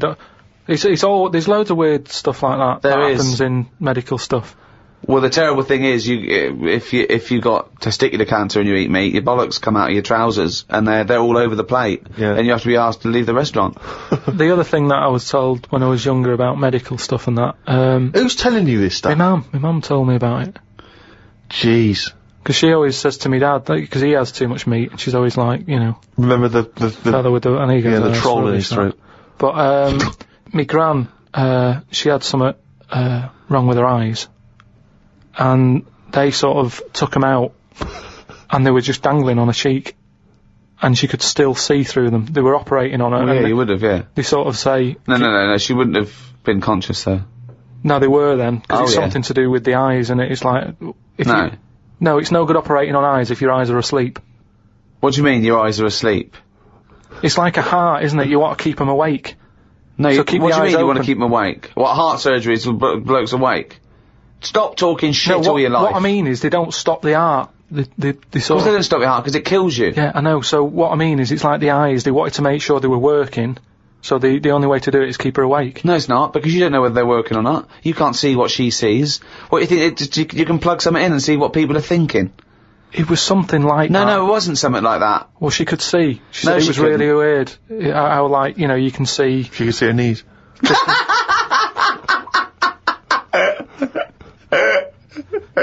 That is bollocks.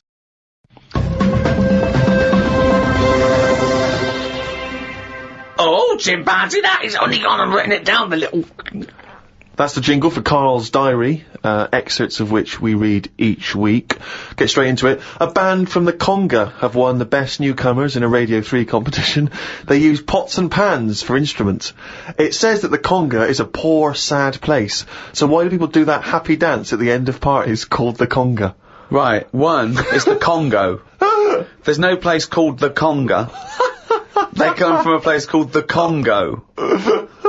Where do you come from? Okie dokie. It's a terrible place that we don't know whether to put our left leg in or our right leg in. Sometimes we shake it all about. We're but, not sure if we should. But, Conga! Fucking hell, you're such a... Went into the gadget shop today. It's full of stuff that we don't need. Gadget used to be a good word that made you think of James Bond with all his gadgets. The best thing I could find in the shop was a clock that ran on potatoes. We are definitely going backwards. I agree. Well, who cares about that? You know, a little electrical impulse, so what? Had a night out with old schoolmate. Found out about more of the other lads I went to school with. One is living underground. What do you mean living underground? Not like a mole. Do you Yeah. mean he's got a basement, or do you mean he digs a hole every night? My mate went to visit him and he said it had been raining really heavily and that, and it's all the rain's running in. What do you mean he went to visit him? He went down here? What's that? That's an hole in the ground. Yeah, come in. He just said, oh, come round see us, and he's living underground. What do you mean he's living He underground? wanted to be in the army but was turned away, and that's the closest thing you can sort of... How is that similar to Oh, that's being in the exactly army? like the army, yeah, where they teach you trades and, you know, I don't engineering know. and flying. He's happy down there. He said it was really muddy and what have you. He said he won't be going back to visit him. What's he got down there? Just stuff, just like a sleeping bag, a lamp. He's dug himself a subterranean cave. Near my old infant school, they knocked it down because it was like a wreck. You'd be in the class and you could lean on the wall. Yeah, and your hand subsidence. would go through it and stuff. And they knocked it all down, and I think that's when he was at his most happy, this bloke. I believe this, though. I believe someone he went to school with now lives in a hole. That doesn't shock me. Whether the tales I've heard of horses in houses and big-headed kids with webbed hands and feet, you know, and him, I believe that someone he went to school with now lives in a hole. That isn't bizarre to me. You spent far too long with him, if that, now you're just happy to accept. I totally accept that. I'd be surprised if I walked round where he lived that there weren't more people living in holes. His dad wanted to throw his budgie on the fire. True. His budgie died, his dad said, let's throw it on the fire. I mean, his mum, what did your mum do when your budgie died? She just was worried about the other bird that was left, so she made it a bit of company by getting a rock, getting a feather off the dead budgie, sticking it on the rock, putting it in the cage. So, a man living in a hole It's not is unusual. not that bizarre. Right, carry on. I read me science magazine. Some things I learnt from the science magazine. Number 1, space is running out of space. We should stay out of the sea 'cause shark attacks are up. Yeah. Probably 4 a year now. Well, he just says here, we should just stop going in the sea. Yeah. There's no need for it. Exactly. Why is there no need for going in the sea? Just because there isn't now, is there? We've got loads of land. So just, you know, one or the other. We walked out of the sea. Now, this is what I mean about going backwards. Getting back in it again. We came from the sea originally. Now we're going back in it. Don't go in it. Unless you're in a boat. The rules, according to Karl The rules of Pilkington. Karl Pilkington. Oh, God. Did the podcast and then went for a walk round Manchester Square. Years ago, a woman lived round there who had a head like a pig. She was known as the Pig Woman of Manchester Square. That made me think if there were other pig-headed women knocking about London. Do you know what I mean? Why was she nicknamed that? Why not just the pig-headed woman? That suggests to me like there was loads of pig-headed women, and that's the one of Manchester Square. Right. Well, no, it was more to do with identifying her, not amongst other pig-headed women, but go, have you seen the pig woman of Manchester Square? I.e., go down there and see the pig woman, it's in Manchester Square. What happens if she's walked off from there, though, and you go, well, no, but I saw one on New Cavendish Street. No, Is that the same woman? she'll always come back if you rattle the feed. Watched a film about Hitler. Didn't watch all of it as it was subtitled. Can't be doing with that. Asked Suzanne if cinemas are full of deaf people when they're showing subtitled films. She said, shh, I'm trying to watch it. I said, what do you mean, shh? It's subtitled, I can make as much noise as I want. Yeah. She's a lucky, lucky woman. You must be a joy to watch a subtitled film. I mean, the concentration is up there already. I mean, it is hard to concentrate. It's not as easy as when you're hearing it, because you read things, but it's possible. If you had a buffoon going, I'm just gonna sit here and make as much noise as I want, what's the point of that? Yeah. What is the point of that? I mean, it's possible, but why do that in a cinema? Just walk into a subtitled film and go, right, everybody? Let's all do the conga. Well, yeah, or during ballet. Ballet, they're just dancing. You don't need to listen to the words, just have a conversation. We're having our bathroom done. The bathroom man was round at 9 this morning. We weren't allowed to use the shower because it all had to be bone dry before we could use his waterproof filler. Not that waterproof, then. Went for a brew with Ricky. We talked about monkeys and how they are closer to humans than they are to apes, and how bees will drink cider to get off their heads. Now and again there is a bee that lets the drinking get in the way of the work, and other bees sting it to death. Blimey. Yeah, well, there's bees, they love a drink. And they will drink pure alcohol. They drink 100%, they drink ethanol. I don't know why. They love getting off it and they fall down and they're drunk, right? A bee can take in the equivalent of 20 litres of wine, right? But some bees get addicted in the same sort of percentage as human addiction, like 10% of bees, they can't get enough of it. They take ethanol, they take cider apples and that. And then when they get back to the hive, they go in a bit pissed and they've got guard bees and they go, come on, we've all had a drink. Bouncers. Yeah. They sort of are, right? And they push them away and push them away again. Then the next time they go, right, I've had enough. And they give it a good hiding.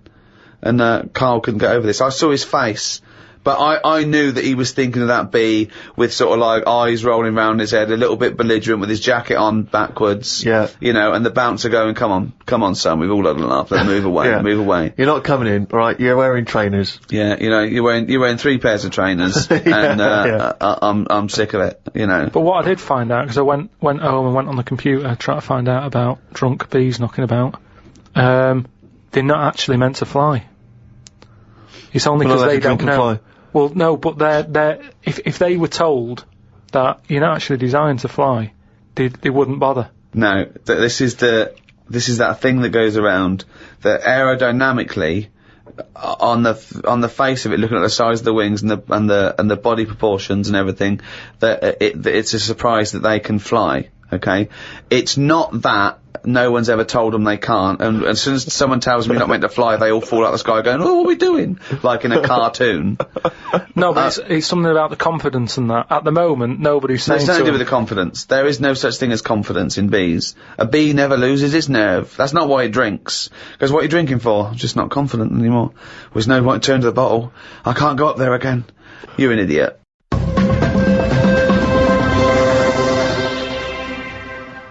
Well, it's that time, isn't it? What? Rockbusters. Oh, yes, the time that no one looks forward to. Chimpanzee that, Rockbusters. Oh, fuck it. Right, so, gave you 3 clues last week, 3 cryptic clues. Some initials of a band or an artist you emailed in. What were they again? Rob Harding got it, right? Oh, nice work, Rob. So, well done. The 3 clues, the first one was, RP for the initials, and the clue was steal that woman's flower, right? Yeah. So that was a cryptic clue. The answer there is Rob Plant. Rob Plant. I don't know who that is though. Is there? There's no artist called Robert Plant. That's like Robert Plant. Robert Plant. Yeah, but you don't say that. You sort of go, oh yeah, I'm into. Well, you do say it. Have you got the, it means the like album by Robert Plant. Yeah, Robert Plant. They wouldn't go what? I don't know who. I don't know. Plant. Are you saying Rubber Plant? The second. What are you one, saying there, Karl? Though the second one was. it doesn't work. The initial was B, and then that was keep whacking the cooker with a stick, right? Yeah. Didn't have to be a stick, we've pointed that out, just keep whacking the cooker. Keep whacking the cooker, yeah. That was B, that was beat oven. Beat oven? I don't know who that is either, is that a group? Beat oven? Is that the Beatles? Who's the Beat ovens? Classical sort of stuff, Beethoven. Beethoven. No, you said beat it, Again, though, they got it. Hold on, 1 minute. 1 minute. Just saying though, they no, got it. it's bollocks. Rob Harding got it. No, beat oven is not Beethoven. They got it. Do you understand? The last one, the initial was M, right? I just want to know who Robert Plant is. Don't be worrying about Robert. No. Because it's not a name he's not the one in Led Zeppelin, is he? So M was the initial, the clue was Venice. It's all water, innit? How would you describe it? There's hardly any land, right? So, canal. If there's hardly any land, right, it's more water, what sort of water would you get? Right? Wet. And then, what? Wetville. No, but just like water, that in Venice, what sort of water is it? It's sort of... Muddy. No. Muddy waters. No, but how would you describe Venice? What's the If there's more... But what's the initial again? M. If there's more... Muddy waters. If there's more sea than land, what would you say? You'd probably say there's sort of more of it is sea, isn't it? More is sea. More is sea. More is sea. More is sea. More is sea. So that's the answer. I don't know who that is. Who is that? More is sea. Morrissey. So, well done to, That's the worst one you've ever done. Well it's ridiculous. That's the worst you've ever done. It's ridiculous. More is sea. Right, if they're that shit, don't do it anymore. So well done to, Robert Harding. He's in London. Right, this week's, there's another 3. Oh so, God, we haven't even come to this week's, I'd forgotten that. Fuck, this is the last time we do this. Monkey News back next week. No. Yeah, well this is shit. This is pathetic. Really, it's making you look a bigger moron than you are. More is C, Robert Plant. They don't fucking work. Let's do Monkey News. They're getting them right though. It's a bit of fun, isn't it? Bit of shit. Right, the first one, the initials ND. Right, ND, who is it? He sings songs on that, right? ND. The clue, that Jamaican fella doesn't want anything. So you've got to sort of imagine, why is it a Jamaican fella? Yeah. Right? That Jamaican fella doesn't want anything. ND. Second one, the initial is E. I ask him to pass me the ball by using their head. Right? It's a band or an artist again. I ask him to pass me the ball by using their head. And the last one, TR, the initials, TR. He's got the woolly ones, but I've got the ones that run and charge at you. What forgot? What? He's got the woolly ones, but I've got the ones that run and charge at you. So what forgot? And what's the... TR for the initials, right? Email in, podcast@rickygervais.com, we just pick a winner, sing you some stuff. That's Rockbusters. Right? Well, that's, end of another half hour of... Could I just say this? Absolute drivel. Yeah, I mean, really more than ever. I mean, can I be honest with you now, Rick? I'm embarrassed to put my name to this week's show because of the amount of twaddle that has been spoken. It's my name on it, which is the embarrassing. But you know, let's take the village idiot that is Karl Pilkington. It's his fault because I realised not only has he got an head like an orange, he's got a fucking IQ of an orange. So it's goodbye from me. I'm not saying my name. Goodbye from Steve Merchant. Why are you mentioning my name? Don't mention my name. But mostly goodbye from Karl Pilkington. Mainly his fault.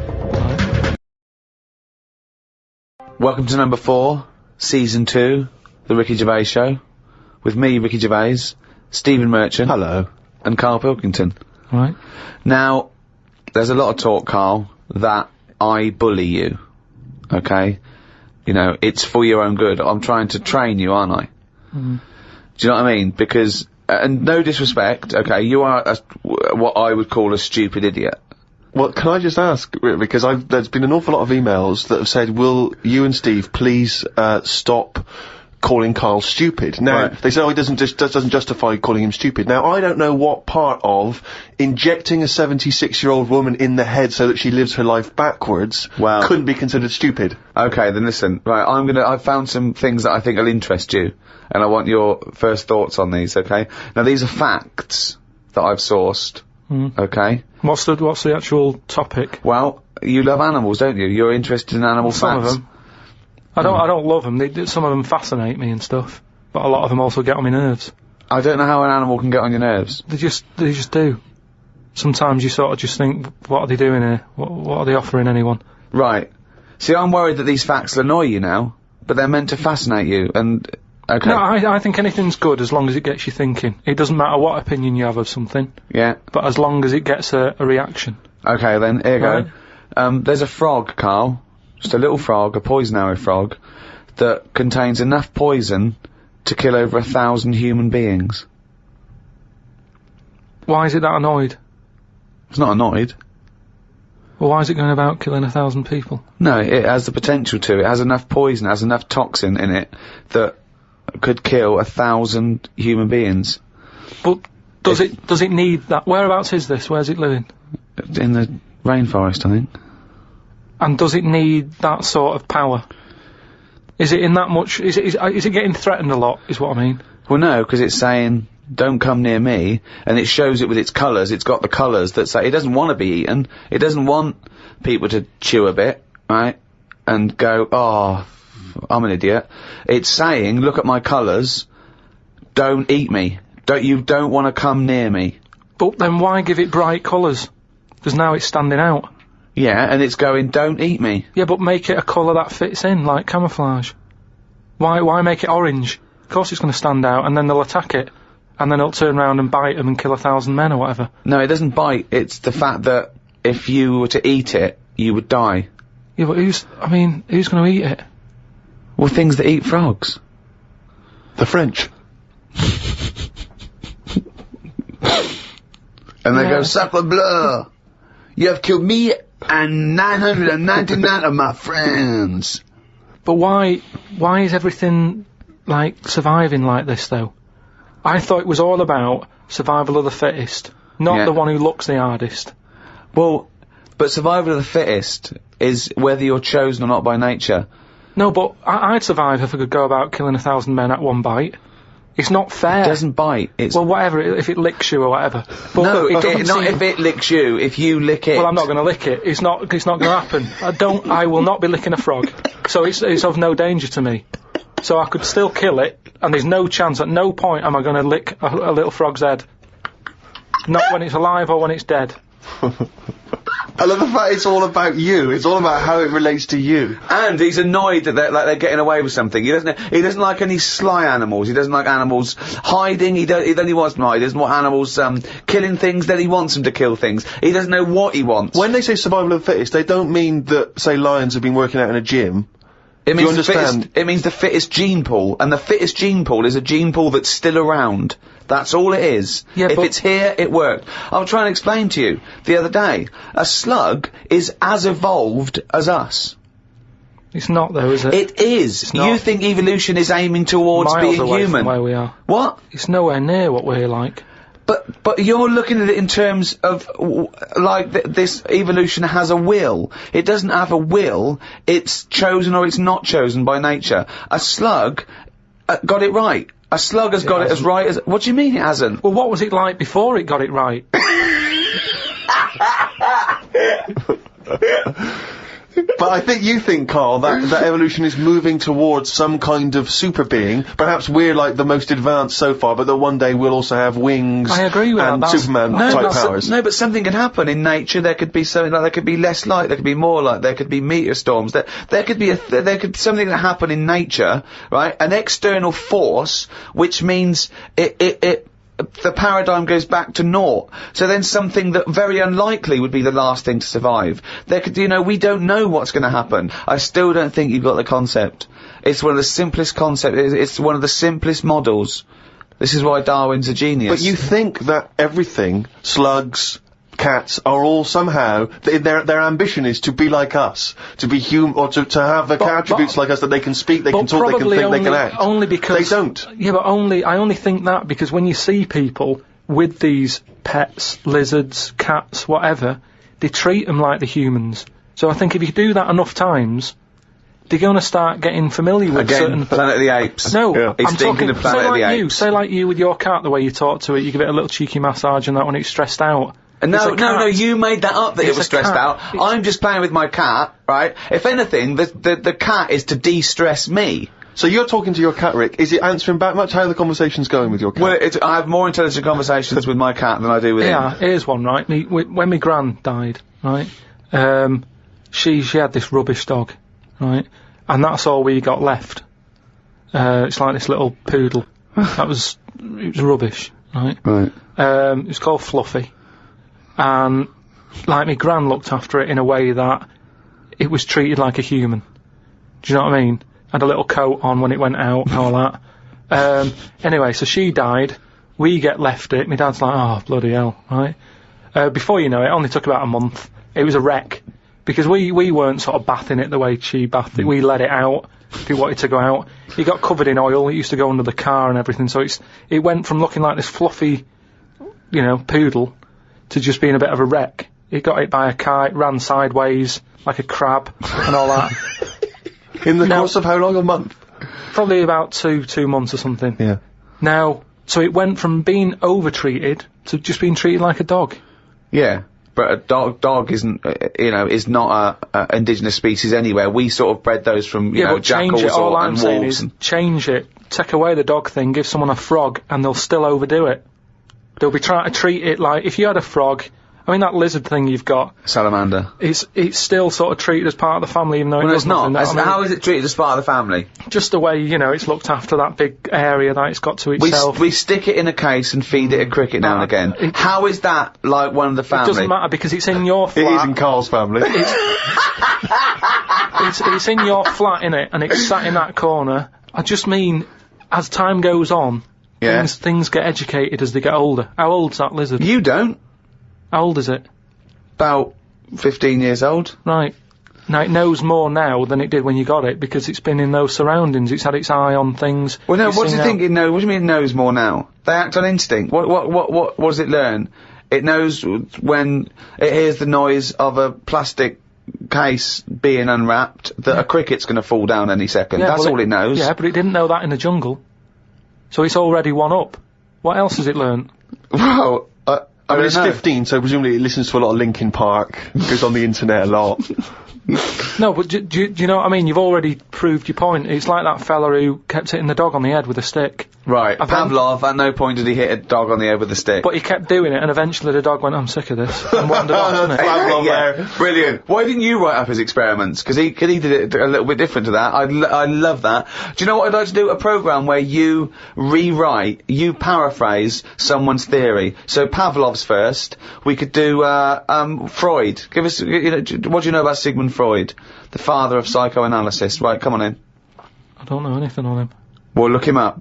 Educating Karl. That's your next week, right? Let's do another podcast next week. Then they get an extra one free, the people who paid for it, right? We're going to hear about Sigmund Freud, okay? Here's an interesting fact. If the frog annoyed you, this might annoy you. A blind chameleon will still change colour to match its surroundings.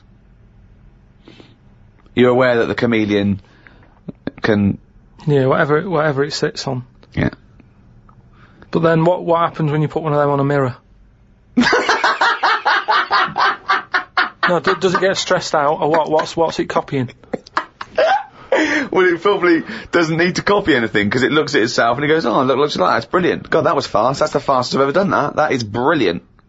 So they can go any colour, there's nothing, you can put them on anything, and they'll go to the thing. I don't want you to have a chameleon, because you'd just be trying to see what it could and couldn't do. Try and catch it out. I know, yeah. Pop it on some tartan. But again, say like the frog thing, right? Pop it on the telly. Yeah. Couldn't do it fast enough. Why does the chameleon need that skill of copying a colour? Because at the end of the day, that lizard, chameleon, whatever, that's mainly sticking in the woods, isn't it? By trees, by grass. Right. Why can't it just stay green? That's all it needs. Those colour changes are only for camouflage, aren't they? I don't know. Some of them are for attraction, some of them to show moods, anger. No, I just think we're encouraging them. You see, maybe this is evolution or whatever, but at the end of the day, because they can change colour, they're wandering out of their area. They can be wandering about, through a car park and everything, just because they'll go, well, I don't want to get seen, change to the colour of concrete. Whereas... Or into the colour of a Fiat Punto. But they should just stay green. Stay green, right? Stay in the woods and stay safe. I love this public information for chameleons. Words of advice for chameleons. Oh, God. Stay green, stay in the woods, stay safe, good night. Oh, God. Why are there blind chameleons around? I'm assuming that the blindness has no impact on the colour change. Presumably, is an automatic. It must process. be. But then that's not going to wander about much anyway, is it? If it's blind, it'll probably stay where it is, so it doesn't need to keep changing. If you know what I mean. I don't know what you mean now. I never do though. Right. The only time a turkey whistles is when it panics. Christmas time then. Yeah. What do you think of that, Karl? It goes from one extreme to another, doesn't it? You've got a frog who's going mental, It's not going mental. killing thousands of people. No, that's not. That's got that sort of power. Then you've got a turkey who's whistling for help. You think that you should redress the balance a little bit? You want to give... What would you do? Give the frog the ability to kill 500 and the turkey 500? I don't think it should be killing... I reckon 10. 10, because... You've made your point with 10, haven't you? Do you think that he's got 1,000 in his lifetime, like he's got 1,000 to kill? I don't think you understand. I just He think... doesn't really kill 1,000 people. That stat is about that if you were to boil up a frog, decant the poison, there would be enough poison to split between 1,000 people and kill them. It doesn't mean someone goes, "Frog, you have the power to kill 1,000 people in your lifetime. Choose them wisely. But I just think if it needs that sort of power... It should be fighting evil. Well, it's not... it's knocking about the wrong area, isn't it? If it's under that much danger, move.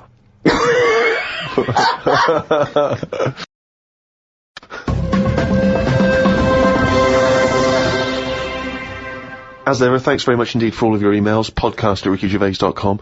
It's lovely to hear your feedback. Many of them obviously responding to the inanity that Karl has spouted over the various shows. And a lot of people just want your opinion on things. They just throw things at you. They just want to know what you make of them. Right. For instance, are you familiar with multiple dimensions?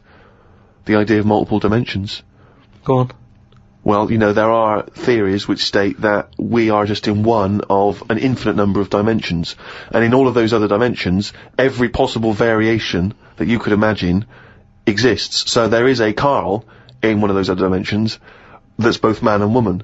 There is a Karl that's got hair. There is a Karl that's got a penis growing out of his face. There is every conceivable Karl. And this is a scientific theory, not science fiction. It's a scientific theory. Is it a planet? No, it's a multiple dimension. It's another dimension that exists in parallel with the dimension we are living in now. So we're living in our dimension, and right next to us, intangible, unable to communicate with it or touch it or interact with it. So I'm there are still multiple doing dimensions. what I'm doing now, but I'd be sat here with a knob on my head. Exactly. Exactly the same life. Exactly the same life, but with the knob on the head. Now, because there's an infinite number of dimensions, there's another one where you're not doing this. You're sat there with a knob on your head, but you're talking French. Why is this happening? There is one, Karl, and this is a fact, that you're talking French with a knob in your mouth. Exactly. And no one can make a head or tail of what you're saying. No, because it's pidgin French anyway. Exactly. But who came up with this? Well, it's because there are phenomenons that happen at the subatomic level that people are explaining as being that, for instance, atoms or very, very small molecules are disappearing and reappearing. And people are saying... The fact that we're trying to dissect this theory, and you said very, very small molecules. Well, yeah, okay.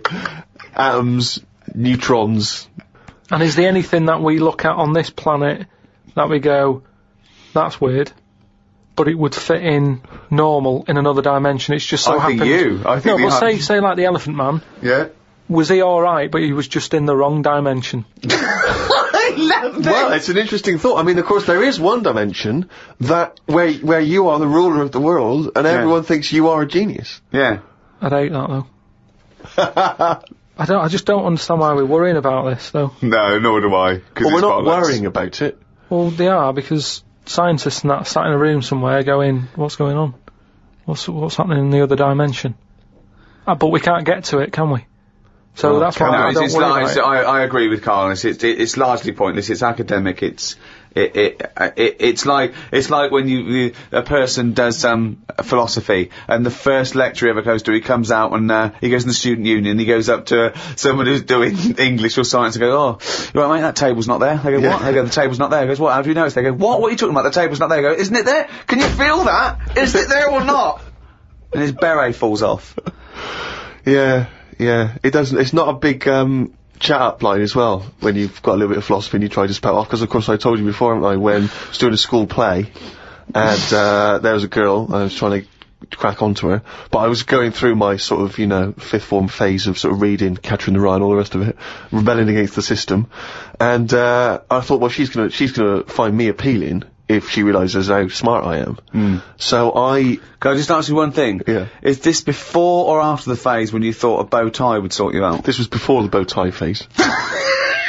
Yeah. There was a phase, I should say, for new listeners, where I, for about 6 months, wore a bow tie because I thought it made me look sort of like I was from a Jeeves and Wooster book. And I thought that was very urbane and sophisticated. But, yeah, we were doing the school play, and, there was one point where everyone was hanging out in one of the rooms, music rooms, getting changed, joking, laughing, cracking onto each other, right? I was sat in the room next door, empty room, on my own, right? Reading Zen and the Art of Motorcycle Maintenance, the, sort of, kind of, you know, populist philosophy book from the 70s. Just sat reading that, in the hope that she would, walk in the room, see me, think, my God, he's obviously wise, and presumably, you know, get off with me. Must have sat there for about an hour and a half before anyone came in. And, she came in eventually, and, I thought, ding dong, this is it. She came in and said, have you seen Martin Wells? I said, I think he might be next door. She disappeared again. I gave another 15 minutes on the hope that she'd come back. She didn't. I went in the next room. She was getting off with Martin Wells. Oh no. Because he'd been dancing around with no trousers on.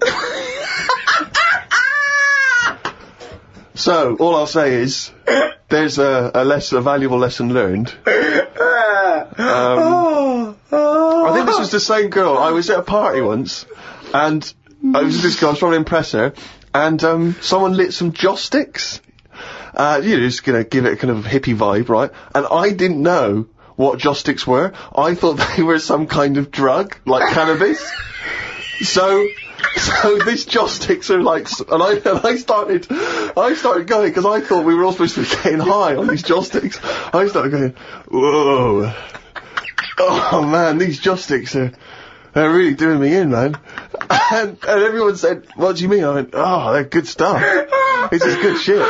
And they said, what do you mean, joss sticks? They're not drugs, they're an incense. And I went, yeah, I know, I'm just saying I'm just saying they smell great, is what I'm saying. Meanwhile, Martin Wells on the table, trousers down, everyone just throwing in money. Yeah, exactly. Oh. I don't know if it was, there was another party where I don't think it was the same girl, but there's inevitably a girl there that I'm trying to, you know, impress. And I went up to, it was a house party in someone's house, I didn't know anyone there really. I was only Steve, you come without trousers. Well, it worked for bloody Martin Wells. And I went up to the toilet, and I had to do, you know, number 2s. Brilliant. And I did them. There was no toilet paper. At the party.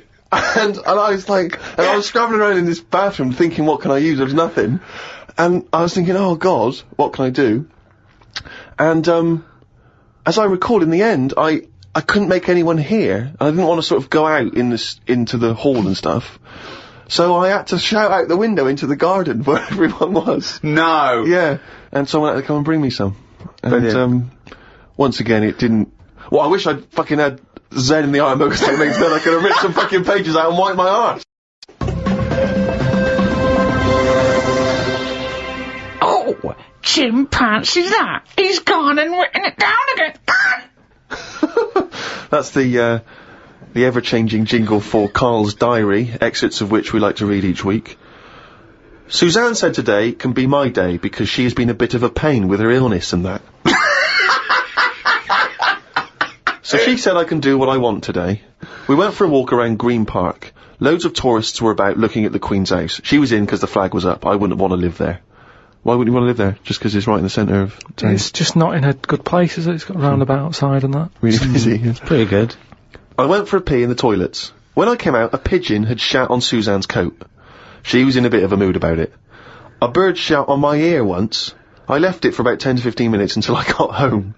I washed it off, and in that 10 to 15 minutes, it had corroded me ear. Yeah, he's had a lot of problem with ears. He told me the other day, he got up, washed, had a bath, had some breakfast, went to the shops to get a newspaper and had a chat with a woman in the corner shop, got home, pottering around, looked in the mirror, he had a cotton bud sticking out of his ear. He went, what annoyed me was she didn't say anything. Like it's her responsibility. Yeah. No, but she knows me well enough to sort of, you know, go, you know you got a cotton bud in your ear. No, she knows you well enough to go, Carl's got a cotton bud in his ear, I've seen worse. When you've got a cotton bud in your ear, what interrupted I think Suzanne called or my dad called or something, and then because I was running a little bit late because I'd been talking to them, the earbud was in, I just popped my coat on and went to the shop. Carl, you got a toothbrush in your mouth. Oh. Walked through Covent Garden. There were 5 of them mimes knocking about. I don't understand why people take pictures of mimes. Everyone looks like a mime in a picture. That's so true. That's really true. If the point is they're staying still, if that's their skill, a picture won't tell that story. That's absolutely true.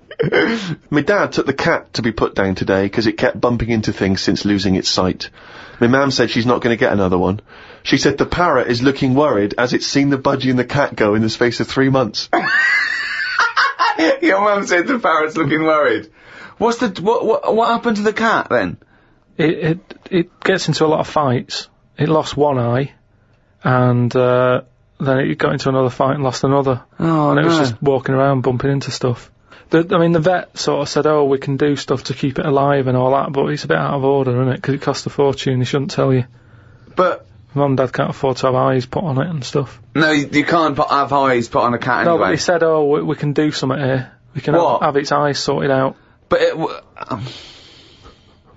I don't think you should be allowed cats. Why? Not the Pilkington family. Why not? Well, they have keep good dying. lives. Yeah, I know, but they have good lives whilst they're still knocking about. It's just that we get through them.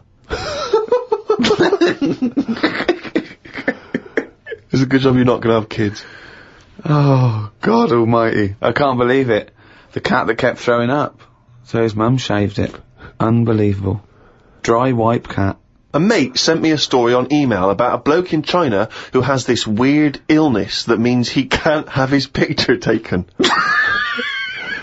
That's not the weird bit. If he tries, his body doesn't appear in the photo. Don't talk shit. He has had group pictures taken and everyone appeared apart from him. Don't talk shit. The That's story bollocks. had a picture next to it of a family photo and it said he was stood at the back, but you couldn't see him. Right, he wasn't in the picture. He was in the picture. No, he wasn't in the picture. We've done loads of tests and stuff. No, I haven't done loads of tests. This is bollocks. There's no way this is scientifically possible. What's his Yeah, now he's wanted. Just a white bit of paper up on the police wall.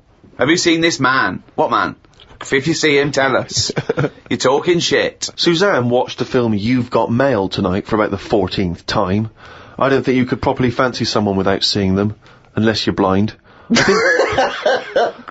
I think it's odd when blind people have affairs. Why is that odd?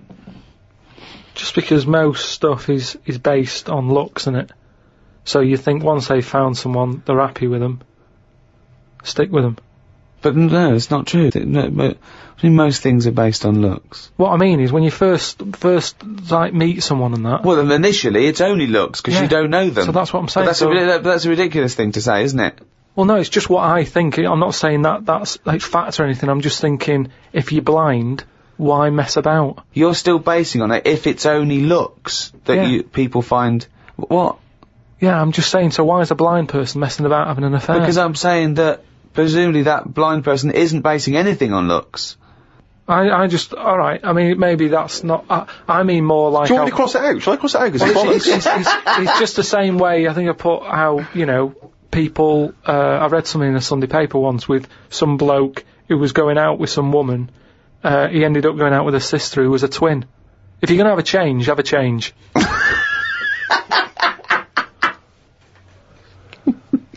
Spoke to Ricky about trips to the moon. He was up for going just to see what the world looks like. I came up with the idea of a giant mirror on the moon that would reflect the world back. He had a few questions, but I had the answers. Yeah. He changed the subject, I won. Right. My first question was, how would you get it up there? He said bit by bit. That'd be a good mirror then, wouldn't it? I said, how big would it be? He went, you'd still need a telescope. I said, how would you get it on the right side of the moon, always facing the right? He went, what? He went, does the moon move then? I went, yes. And if we don't like the mirror on the moon, we can always wallpaper over it. It's Suzanne's birthday tomorrow, so I've got to get her something. I sometimes think it would be best if we didn't celebrate birthdays. I think people would live a bit longer if they didn't know how old they were. Age puts restrictions on things. She said something about wanting one of them posh badges to put on her coat. I will look for one later. I love the fact that around the time that you've got to buy Suzanne her birthday present, you think that birthday presents are a bad idea. Got up early, it's Suzanne's birthday, gave her the card and present. She was well happy with her posh badge. She wore it to work. It's quite nice to hear a moment where she was actually happy for once in your company. They always say when you get someone a present, you should buy them something they wouldn't buy themselves. Daft rule. I want something I would buy myself if I had the money. When I was young, me Auntie Nora got me a present I wouldn't buy myself. It was a t-shirt with her face on.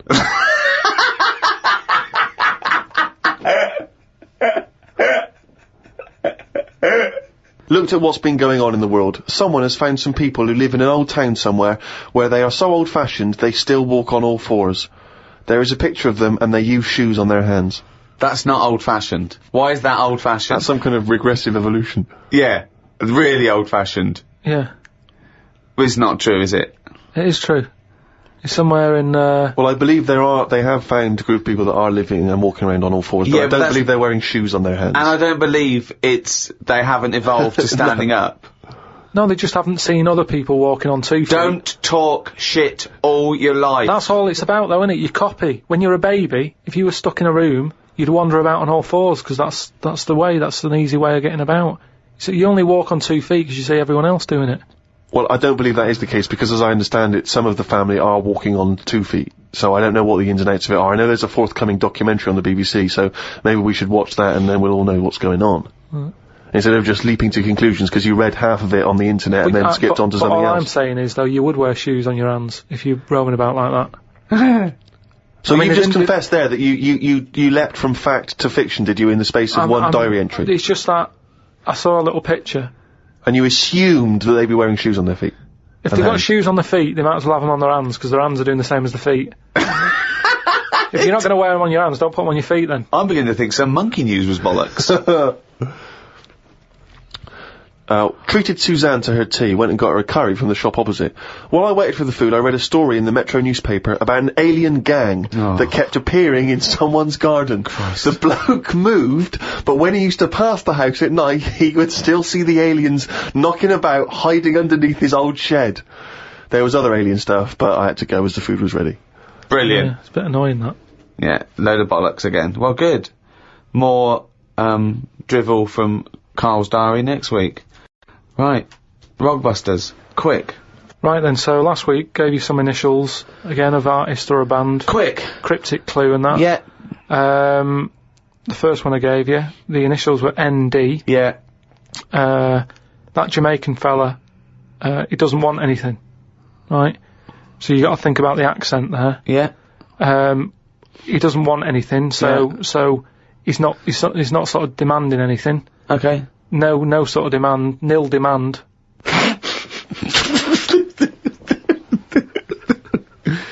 Nil demand. So it's like Neil Diamond. They'd say Neil Diamond, please. No, Can I no. have some Neil Diamond? No. Right. Nil demand. But just now it was all to do with, I've got no demands. Now it's a Jamaican person going in and asking for Neil Diamond in a Jamaican voice. Yeah, I know, but it's a cryptic clue, innit? Doesn't work. The second one was, the initial was E. I asked them to pass me the ball by using their head.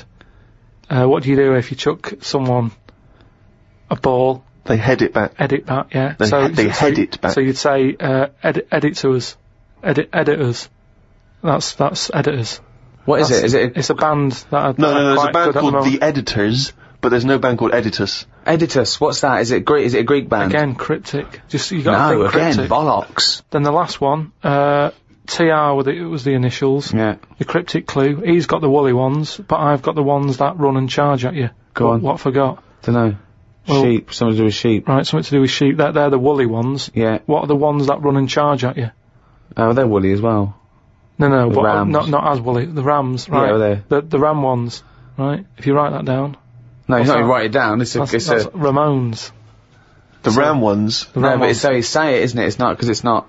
No, it sort of changes about a bit, just cryptic. But your understanding of the word cryptic is it can be anything. What am I thinking? Cryptic? Cryptic clues in a crossword have a logic to them, that's why people are able to answer them. Well done to Neil Fennon, who's in Canada. Well, I don't know what that says about Neil. Bollocks, this. Right, do the next week's one. Right, then. Just get it over with. We've got to stop this. Monkey News is coming back. No, it's not coming back. There's nothing going on. We're not doing it. Right, SC are the initials of the artist of the band. Go on. SC. The cryptic clue. Just stop saying cryptic, because it's not. The clue is, I went into the restaurant on Monday, Tuesday, Wednesday, Thursday and Friday, and the fella making the food was there each time. Right? SC are the initials. I went into the restaurant on Monday, Tuesday, Wednesday, Thursday, Friday, Saturday and Sunday if you want. The fella making the food, he was there each time. So you changed it? SC. Was he there Saturday and Sunday or not? He can be if you want. I'm just saying he's there a lot. Oh, this is like pulling teeth. I'm trying to hurry it up. And the second one, go into that woman's store and rip her off. Right? Right. That's C. Okay. C. Go into that woman's store and rip her off. Okay. If you're gonna do that. Oh, don't mumble at the end of it. Go on. Just do the clue. And the last one, the initial E. Last one ever. You have had a go at laying down a track, but it ain't perfect, right? So you're sort of making a track. No, just do the clue. You're making a track. You Well, give us the clue. Don't just talk around it. Right, the initial is E. E. What's the clue? You have had a go at laying down the track, but it ain't perfect. Fine. A music track. Yeah. Well, no. You can't. No, these people can't ask questions. Well, I can. Oh God. So send them in. podcast@rickygervais.com. Right, that's the end of another Ricky Gervais show. Oh, thank God for that. Another one next week. We've got to give value for money, because this is shit. So we've got to, what we do is, because this is such dreadful bollocks, we're giving more of it. Yes, that's lucky them. Yeah. So it's cheerio from me, Ricky Gervais, Stephen Merchant. Bye. And Karl Pilkington. Hello, welcome to number 5, season 2 of the Ricky Gervais show, with me, Ricky Gervais, Stephen Merchant. Hello. And Karl Pilkington. Alright. Coming up, Karl's going to teach us all about Sigmund Freud. No, we're not doing that. Well, no, Yes, we we are, are. because last week we promised people that you'd research Sigmund Freud. Yeah, but I had a look, but I didn't find him that interesting, so... But that's not... But this is what irrelevant. I mean, this is what we were talking about. You say you wish you could go back and learn stuff in school because you didn't. You want knowledge. You always say about you want to learn something a day. I want to learn something interesting every day. Yeah, but you've got that... I had a look at the website. It just... SigmundFreud.com. Yeah, he started that, I just had a look. I just did a search on, like, famous quotes from philosophers. Quotes. Brilliant. That'll get you everything you need, a quote. Well, I don't need to know his history. That sums up a man's life work, a quote. No, but that's what you're remembered for, isn't it? Churchill will go on the beaches and all that. Sigmund didn't really have any sort of... Catchphrases is what you mean. Yeah, things that you hear. Yeah, sound bites. Yeah. He wasn't good with the press. Brilliant. So you haven't bothered to learn about him? You didn't even pick up a book? I wouldn't know where to start. Do you feel like you're thinking in your head? Sometimes, like then I was. But I don't know if I am, because it's got a mind of its own, hasn't it? Did look at some of the things that he'd said, and the one Do it now. What have you learnt about Freud? Okay, here we go. This is Karl Educates Ricky and Steve. Number 1, Sigmund Freud. Karl, tell us what you learnt about Sigmund Freud. Right. All I remember was that he said a baby, you look at a little baby having some milk from its mum's breast, right? It looks well happy. It has enough. It's full up. It goes to sleep. It's got a smile on its face, right? He said that's what happens when you're older as well. That's all I remember from all the things that he was saying on his thing. He just said it's weird how, like, it's like... Now, to be fair, Rick, that is obviously in translation. Yeah, I know. From the original, so I don't want you... No, I'm not having a go at Freud. You know. I mean, Freud has been discredited on some issues, and we've moved on with experimental psychology and But that's the one that was interesting. I don't quite follow... So what do you take from that? Explain that to us in layman's terms. I don't know. Well, that's pointless. Without application, knowledge is pointless. But it's not knowledge, is it? He's just saying drink milk all your life. It's good for you. No, he's not saying drink milk all your life. What is this? Is this an advert he's doing He now? also came up with go to work on an egg. Yeah, oh, Christ almighty. But like I said, I wasn't that impressed by his work. So. Unbelievable. Karl is allowed to vote. I know, He's allowed to cast a vote in this country. It doesn't make sense. Yeah, I wish I hadn't. I've only done it once, and look what happened. I got called up for jury duty.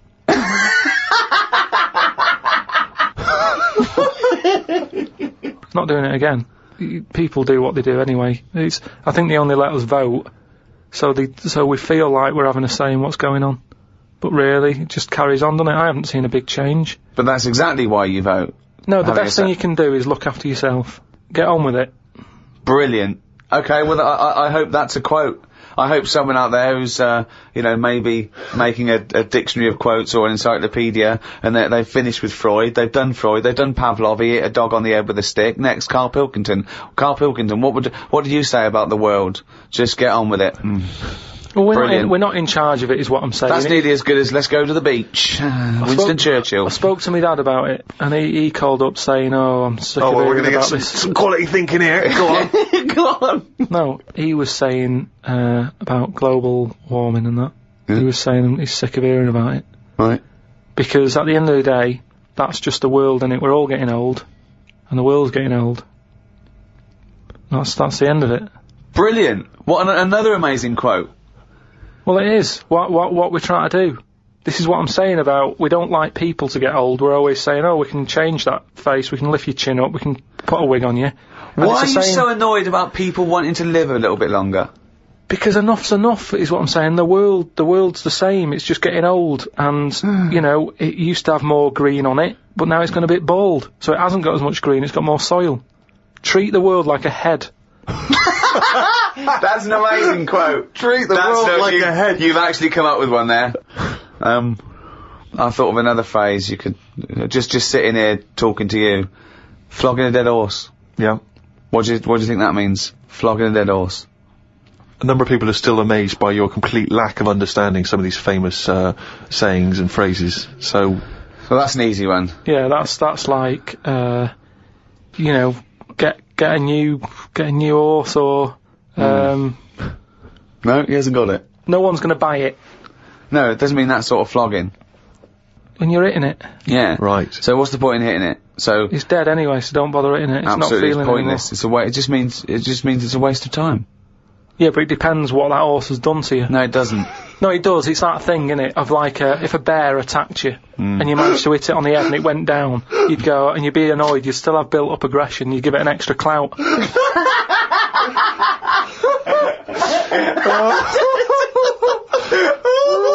Unbelievable. That's extraordinary. I don't know who's compiling this book. Sometimes it's worth flogging a dead horse if he did something to you, if he annoyed you. Karl, I've got a couple of little facts for you, just to try and inflame your imagination. Go on. Sharks are immune to cancer. Are they? Yeah. So how have they found that out? Well, I don't know, but I've never heard of any fish having cancer though. I haven't heard of a cod being ill. So why are we focusing on that one?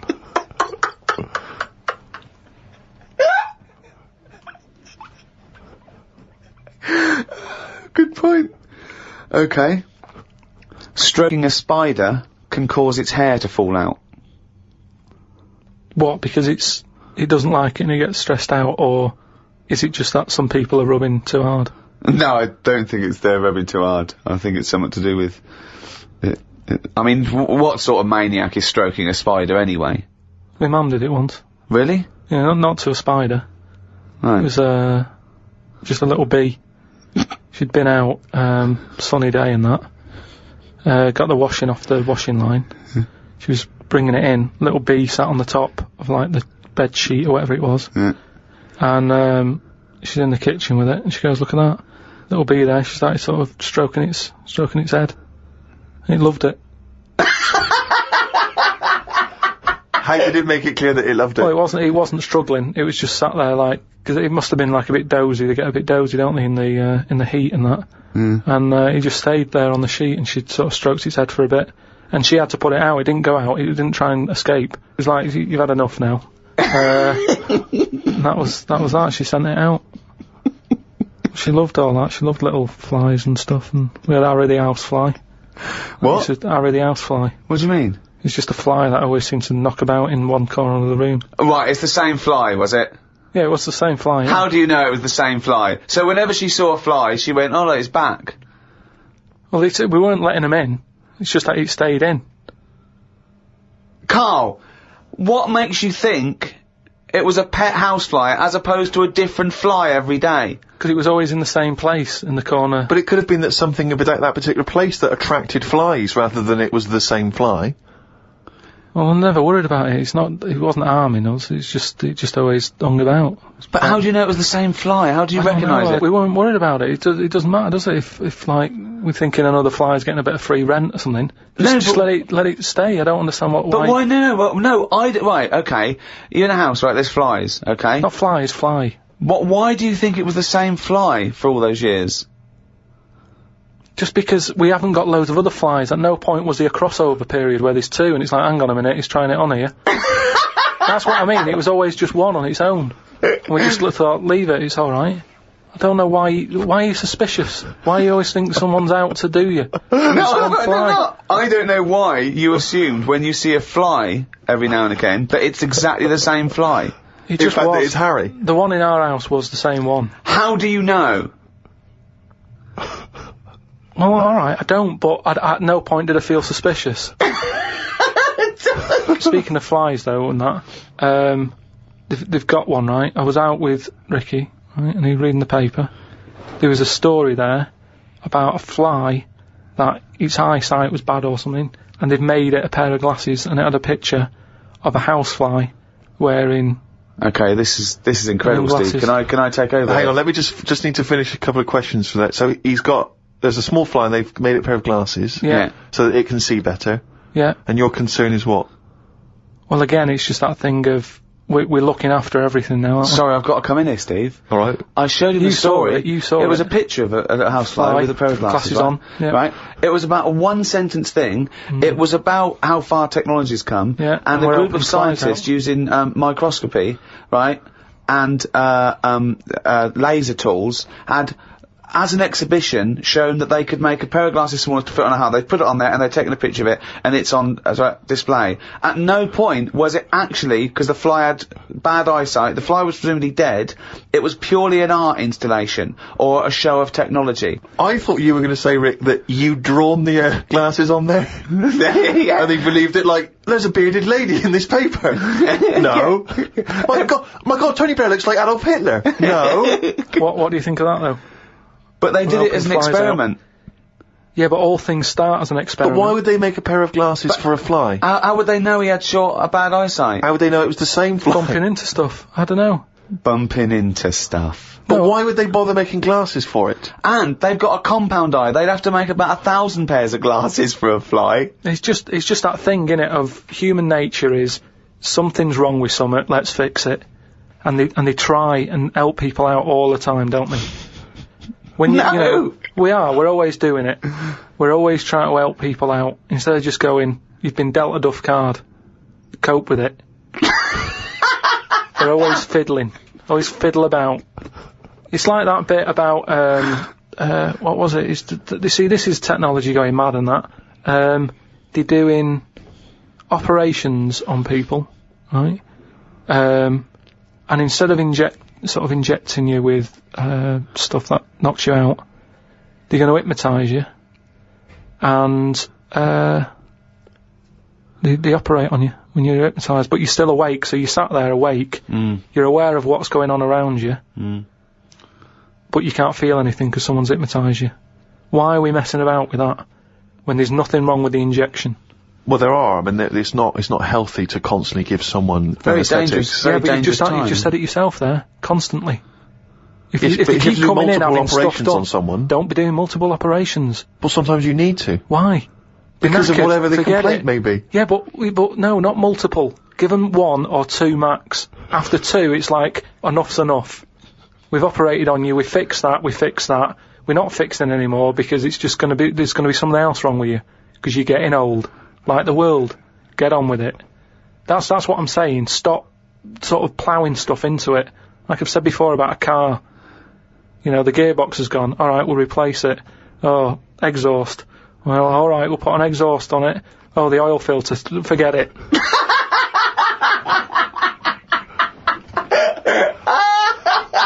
Came up with a good idea. We'll be the judge of that. Well, I'll do it now. It's not a good idea. Okay. Okay. I'm sticking my neck out here. I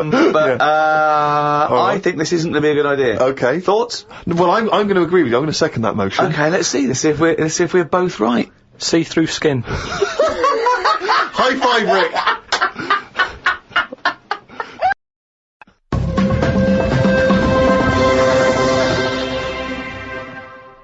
Well, I heard, and you told me this, so I know it's true. What? Do you know when I talked about replacing blood with ink? Yeah. They can do it, not with ink. With coconut, what was it? Well, one, it said, coconut milk can be used, as plasma.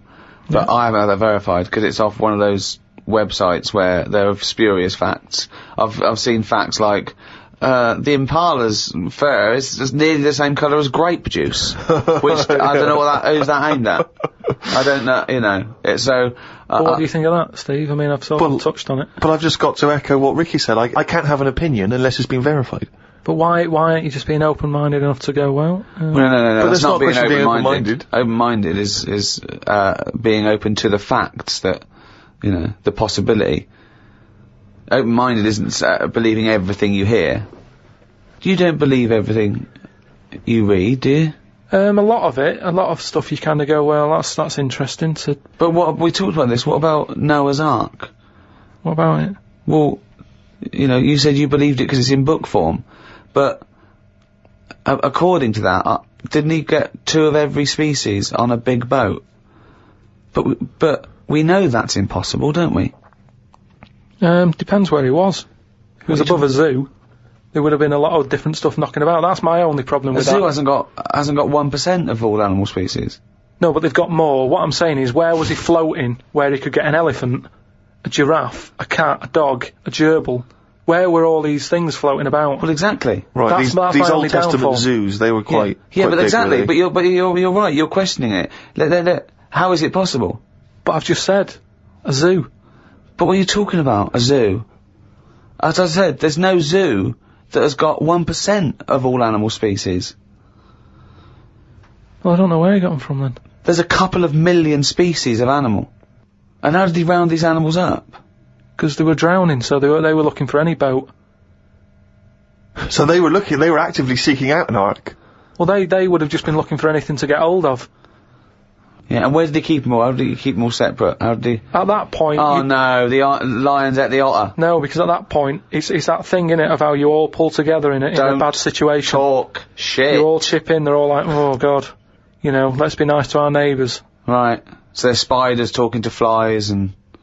Well, they would have just gone elsewhere, wouldn't they? They would What do have you been mean? on another bit of the boat. The spiders don't have to knock about the lions just because they're all in it together. They get their own little area, don't they? Well, I don't know. How big is this boat? It's big. It's a big boat. How long, what was the warning he got from God to make it? I don't know. It was a couple of weeks. He probably had, the Extreme Makeover Home Edition team. They all chipped in. Probably had Queer Eye for a Straight Guy helping him out with some of The interior design elements. Yeah. Two of every species, Karl. How big would this boat have to be? Yeah, it's big. You can't just keep saying it's big, because I know in your mind, you're imagining this ark, there's a boat with Noah up the front with his wife, 2 giraffes behind him, then next there, 2 elephants, and it just, and it's just like elephant, giraffe, hippo, dog, cat, weasel, couple of frogs, and a spider talking to a fly going, let's get on, but when we're off here, you're dead. But what would you have done then? Are you saying that you wouldn't get on there because it's too noisy? It's not a question of what it didn't you've happen. done. It didn't happen. To be honest, I'm not bothered. And they got through it, didn't they? They got through it. They're here now. We're not short of them. If anything, like I said, he didn't do us a favour because he saved too much. You can't move out there for stuff.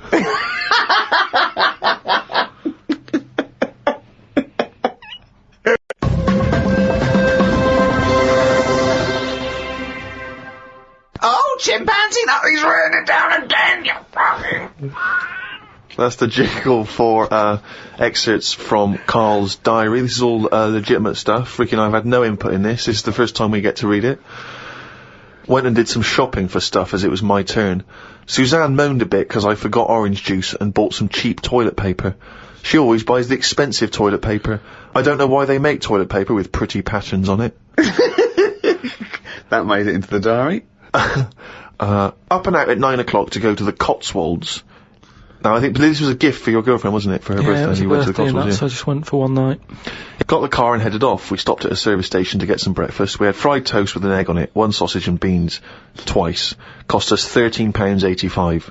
They sell everything separate, so it seems cheap. At that price, we must have been charged for each bean. We found the B&B, but they wouldn't let us in the room because we were early. We went for a walk. There was not much around the B&B, so we had a quick walk around the car park. And went back in. Happy birthday. The room was now ready. It's an alright room. 3 biscuits, so I ate them straight away. Like a child. Like a dog.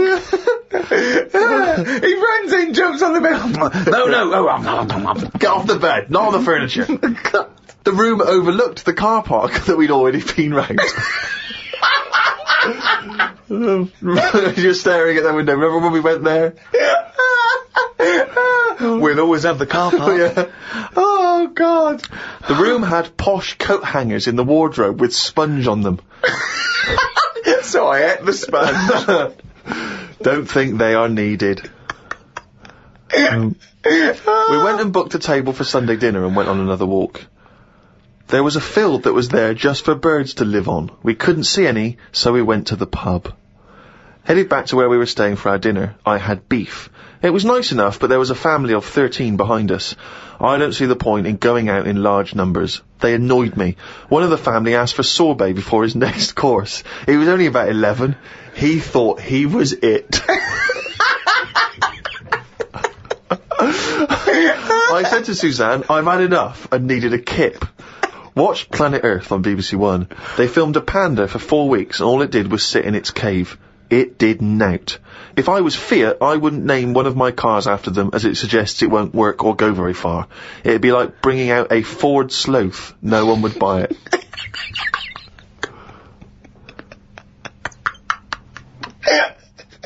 A Ford Sloth.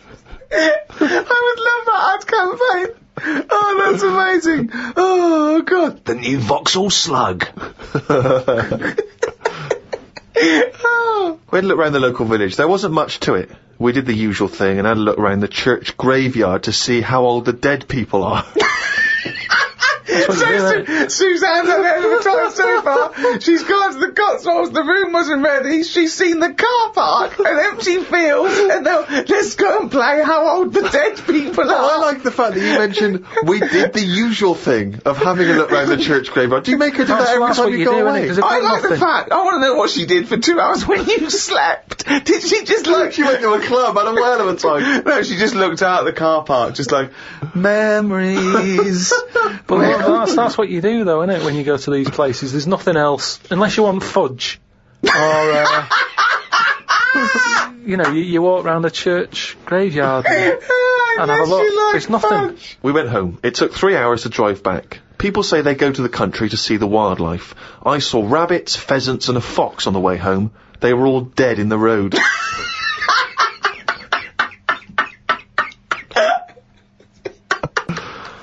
I was just intrigued to know, because Rob from Burton-on-Trent has sent this in, and he wants to know that, because he's just started seeing someone, and he wants to know what your advice, Karl, is on how to keep her happy. You know, he's just started a relationship with someone, he wants to know what your advice would be to keep her happy, because, you know, I mean, he won't have heard that you took Suzanne on that wonderful trip to the Cotswolds, so...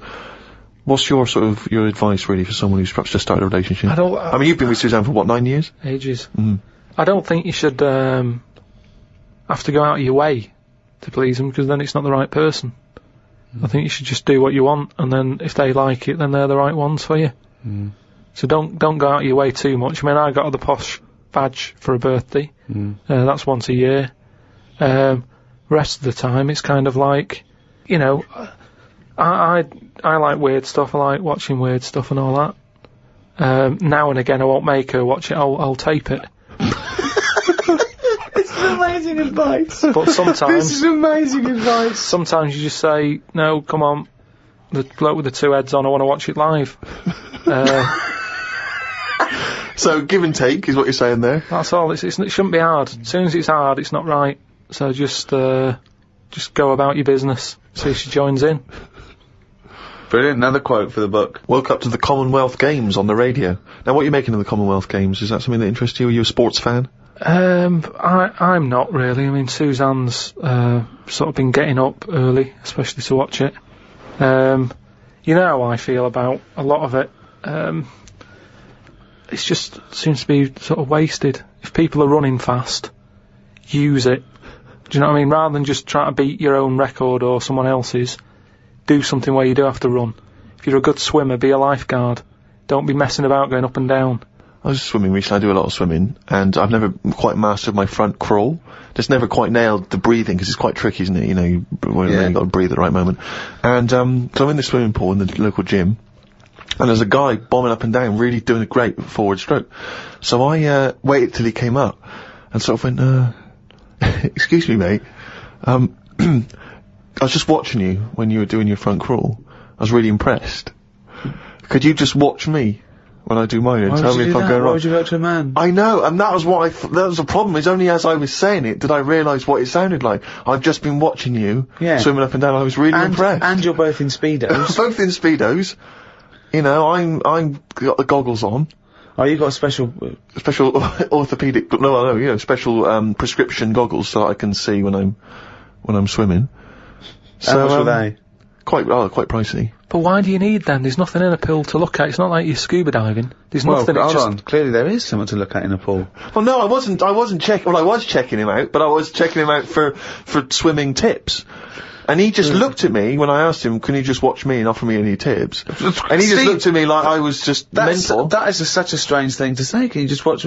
I don't know how you had the nerve to do that. Well, it was innocently motivated. Well, I know it's innocent, but what a strange thing to go up to someone and... But what civilization are we living in where we can't just ask our fellow man to help us out with our forward crawl? But we're in a society where we can't. But you know that. It's a strange thing to say. But sometimes it's nice to just think, no, do you know what? I'm not going to fall into the trap of thinking he's immediately going to think I'm gay, or that I'm chatting him up. I'm just going to ask him to do me a favour. There's nothing wrong with that. What if he said, yeah, it's good, yeah, do you mind coming and help me with, my plastering? You'd have said, no, I can't. But it's not the same. He's in the swimming pool. He's there in the pool. He's swimming up and down. He's, it's not no skin off his nose to just offer a bit of kindly advice. If your car's broken down in the middle of nowhere and someone drives by, it's a generous thing to do. Just stop and maybe look under the bonnet and help them out. I agree. But I don't see how that's any different. And in the end he did, and all he asked was that I wake him off. No, he didn't. I'm joking.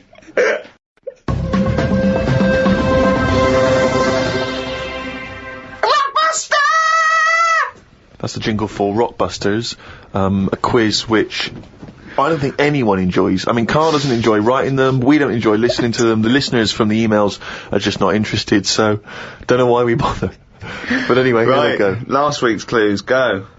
The first one, it's cryptic clue, just in case. No, it's the stop first time saying you've heard cryptic, it. because they're not Cryptic cryptic. clue with initials of an artist or a band. You work it out, you send in the answers. Right, the first one, the initials were SC, right?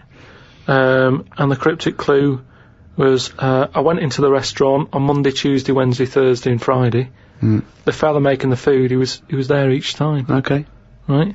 So you got to think about it. This is what I'm saying. Yeah, just tell us the answer. What is he? He's a cook, isn't he, if he's making the food and that. If he was there on Monday, Tuesday, Wednesday, Thursday, Friday, it's the same cook. Right? Yeah.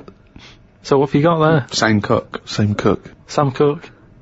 You said same cook. Yeah, but if I went, the way I look at it is, if I worked in a record shop... The way you look at it is, if I worked you in a get record close shop, you can someone and came just in and say said, it. have you got Sam Cook? I'd go, yeah, sure, he's in the jazz section or whatever. Right, the second one. Bollocks, that is bollocks, that one. Go into that woman's store and rip her off. Right, so what's a store? Shop. Right, if you're ripping someone off, what are you doing? Stealing. Another way of... Conning. Right, okay. And what is it? It's a shop, it's a woman. So what am I saying? What's the initial? C. Con shop. Right? It's a woman.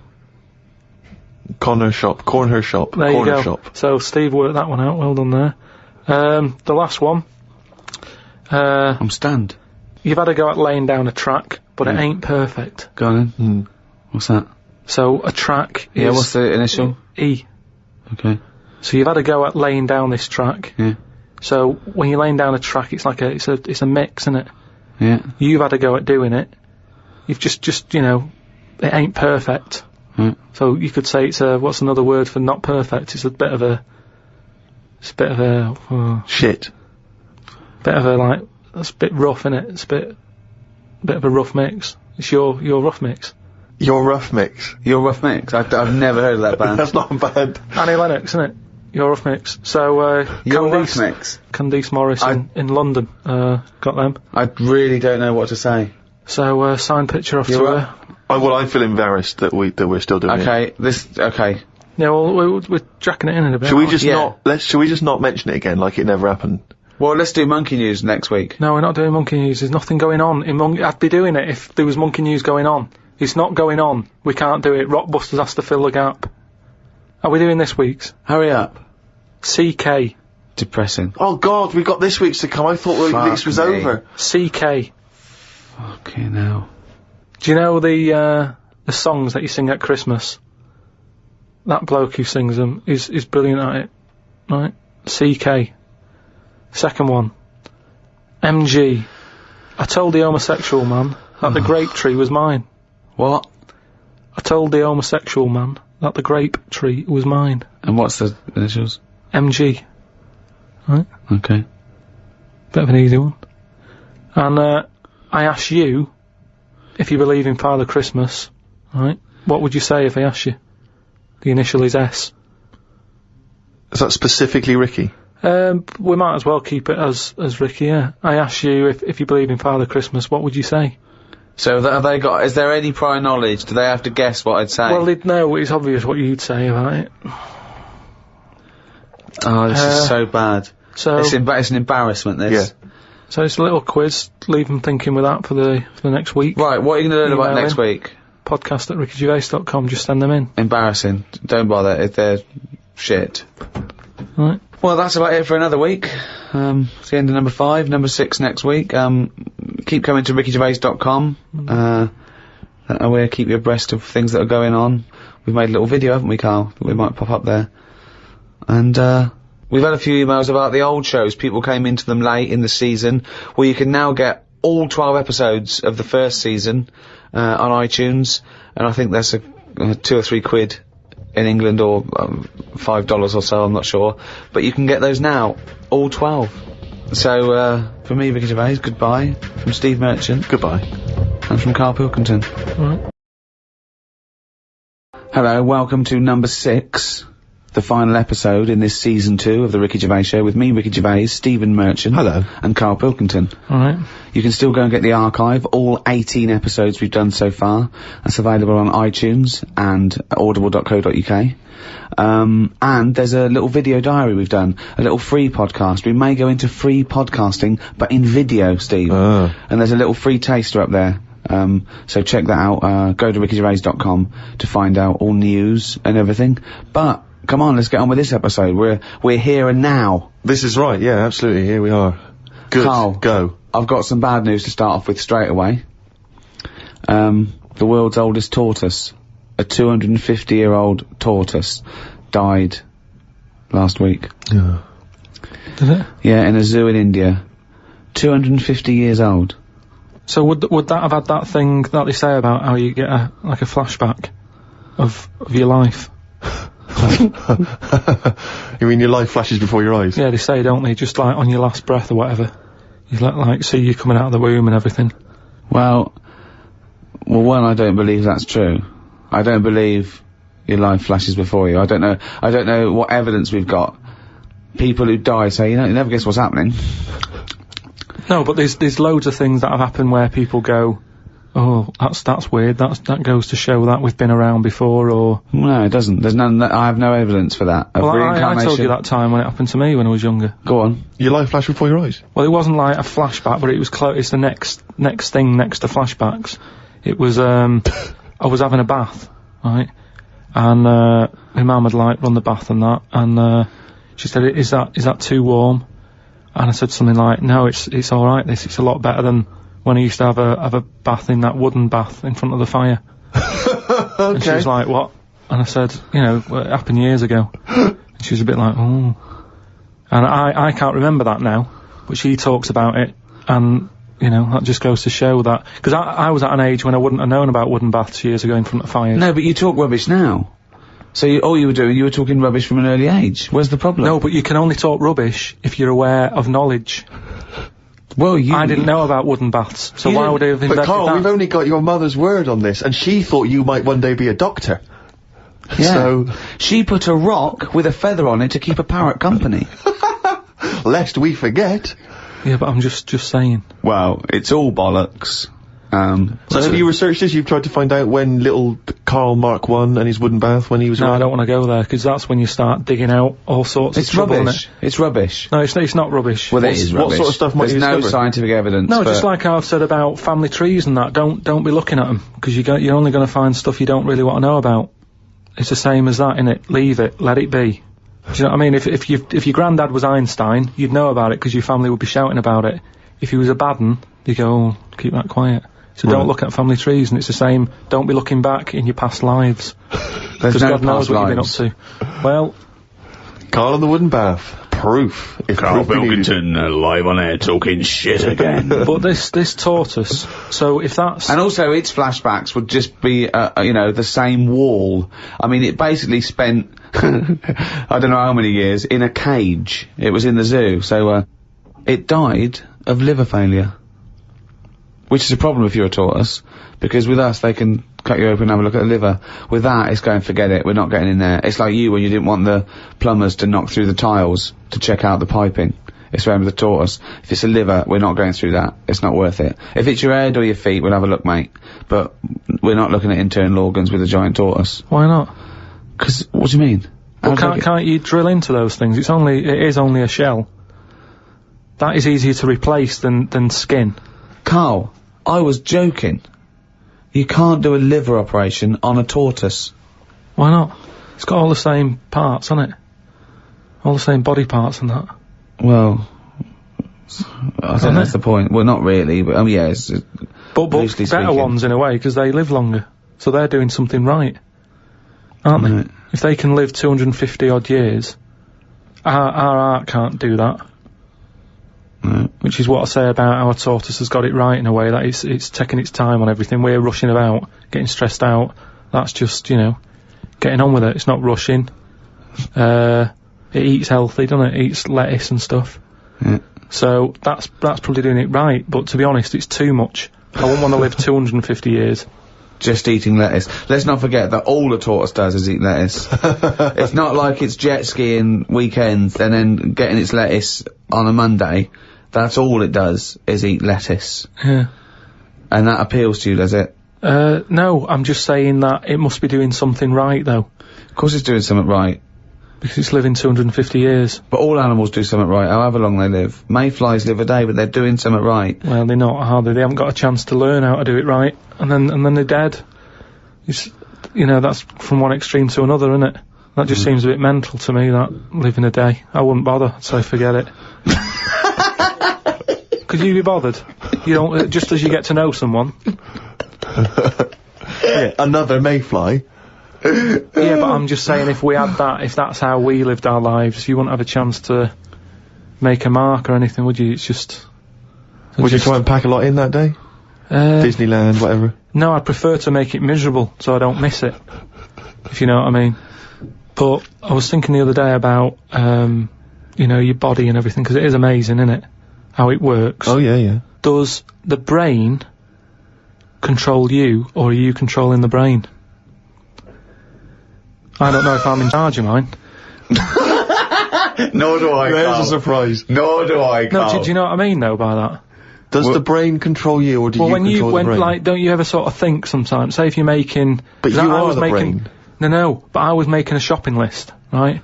Going, right, I need some rice, kidney beans, and I thought I had everything, and I sort of was rolling up the paper, and then something went, oh, an onion. Your brain did something that. went an onion, was it Suzanne? No, well, my brain sort of went, you forgot something. Yeah. I didn't think I'd forgot. I was you are your brain. No, but don't you understand?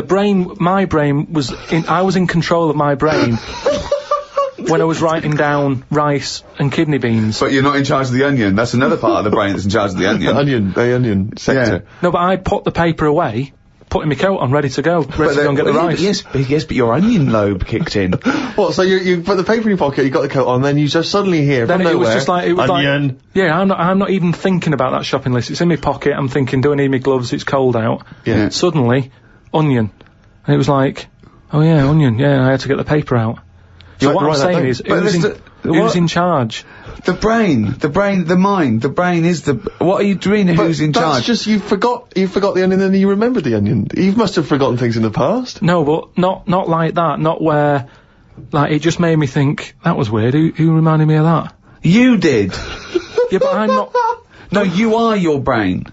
It's not like there's you, then there's a brain, then there's an extra one looking down at it, the meta brain, the thing above it. No, but your brain... How does your brain work? You give it information, don't you? Well, it takes... Do you mean you give it information? Well, if I sat in a room with nothing, not feeding it anything, it wouldn't know anything. No, but there's this thing that there's two yous. It's this thing that there's Karl and Karl's brain. Yeah, there's not a duality in this.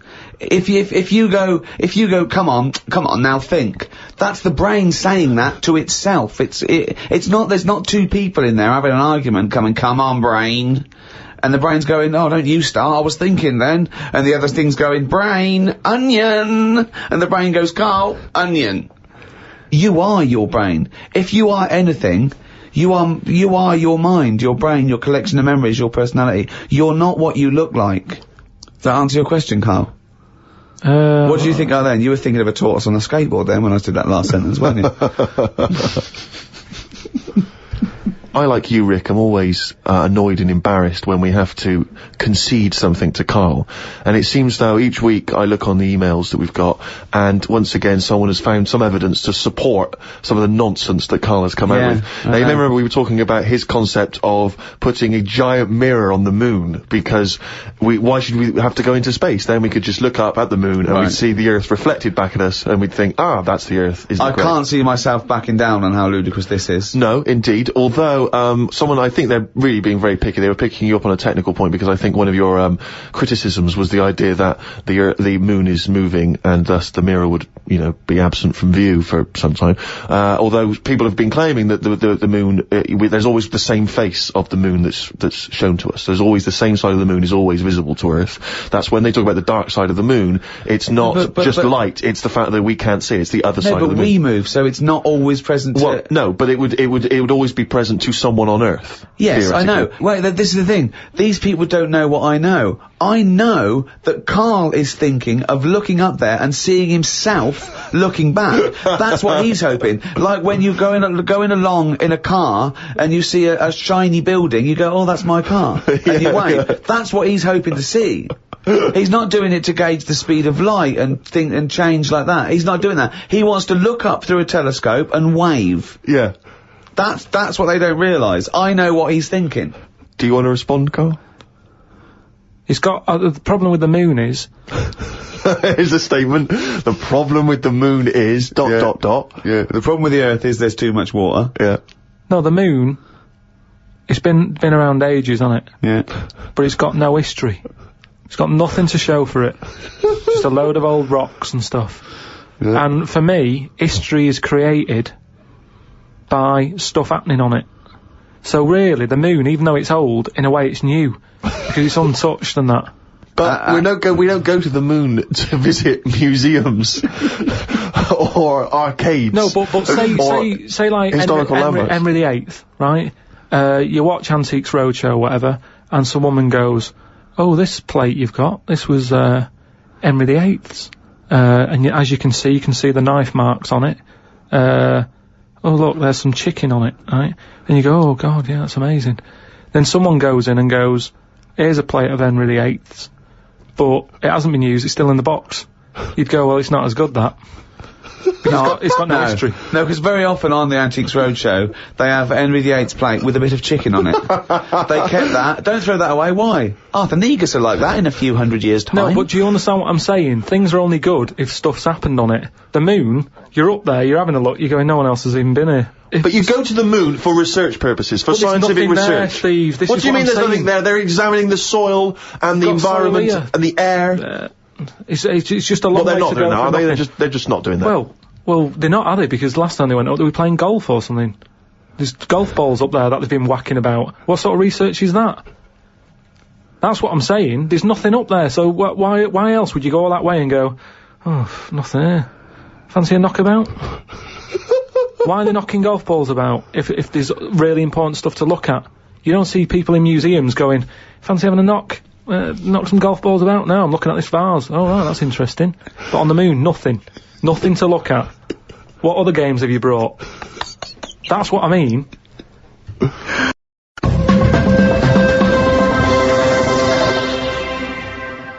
Karl, have you ever seen the programme Inside the Actors Studio?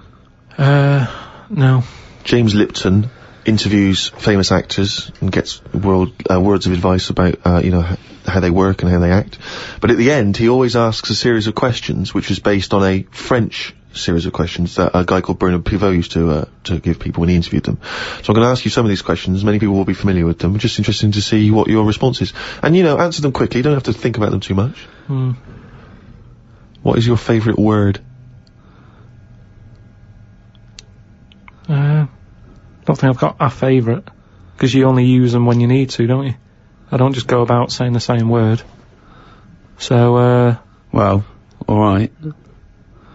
Yeah, it's not my favourite, it's just that it does the job. It does the necessary job for that time, doesn't it? It's like, how are you? I'm alright. It's a greeting. What about, I think serendipity was voted England's favourite word. Never used it. No, stupid word. Who decided that? Don't know, it was a poll, but I will suggest things. I can't believe people coming up going, favourite word, serendipity. Thanks for asking. So, but the thing is, say if it meant, I'm fed up, would it still be the best word? Is it based on how it sounds and how it's put together, or what it means? I think everything. But then loads of words are being left out on, which are probably brilliant words, and they're not getting a look in. Such as? Well, like that one, fed up. I'm fed up. It sums it up, doesn't it? Well, two, it just sums it up. When someone goes, how are you? You go, I'm fed up, mate. Sick of it. It's another good one.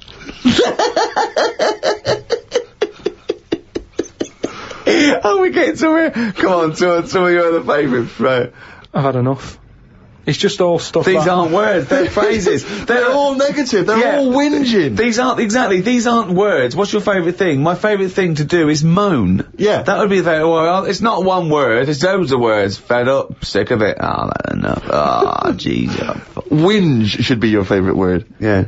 Whinge is a good word. I like NGEs. Lozenge, whinge, flange. Yeah. What is your least favourite word? It might be serendipity. That would be up there for me. I'll tell you what, that would be up there for me. Probably like French words that have made it into the English thing. Blancmange. Just. There's an unge there. So, How could you dislike it? How could you dislike a blancmange? But just, as if we haven't got enough words in our books.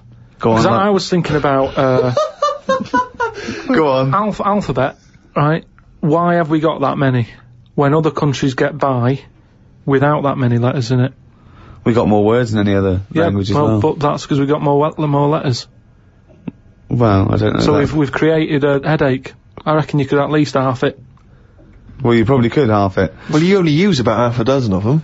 No, but stuff like an X, you look at words that have got X in, and they're always words that you go, what does that mean? How's someone come up with that? That's how it comes across to me, and there's loads of big words. It's like dinosaur names. It's like, well, look, nobody was about when they were knocking about, so let's make up some names for them using the letters that hardly get used. They've all got Y's and X's in them. Yeah, they have, yeah. That's what I'm saying. It's like, well, let's use it for that. Yeah. So you just, it's not so much what is your least favourite word, you just don't really like most of the words that are just cut down the words. Stop adding new words. I get by, I don't know how many words there are in the world, but I reckon I hardly use any of them. Well, I'll tell you what, this year's word must be podcast. Yeah, but that'll be in the dictionary, and but it's made up, innit? It wasn't here before, it's just another one. This is what I'm saying about... But what else would you call this? You know, there is a new concept called podcasting. That is a podcast. But it's also a broadcast. We had a word for it.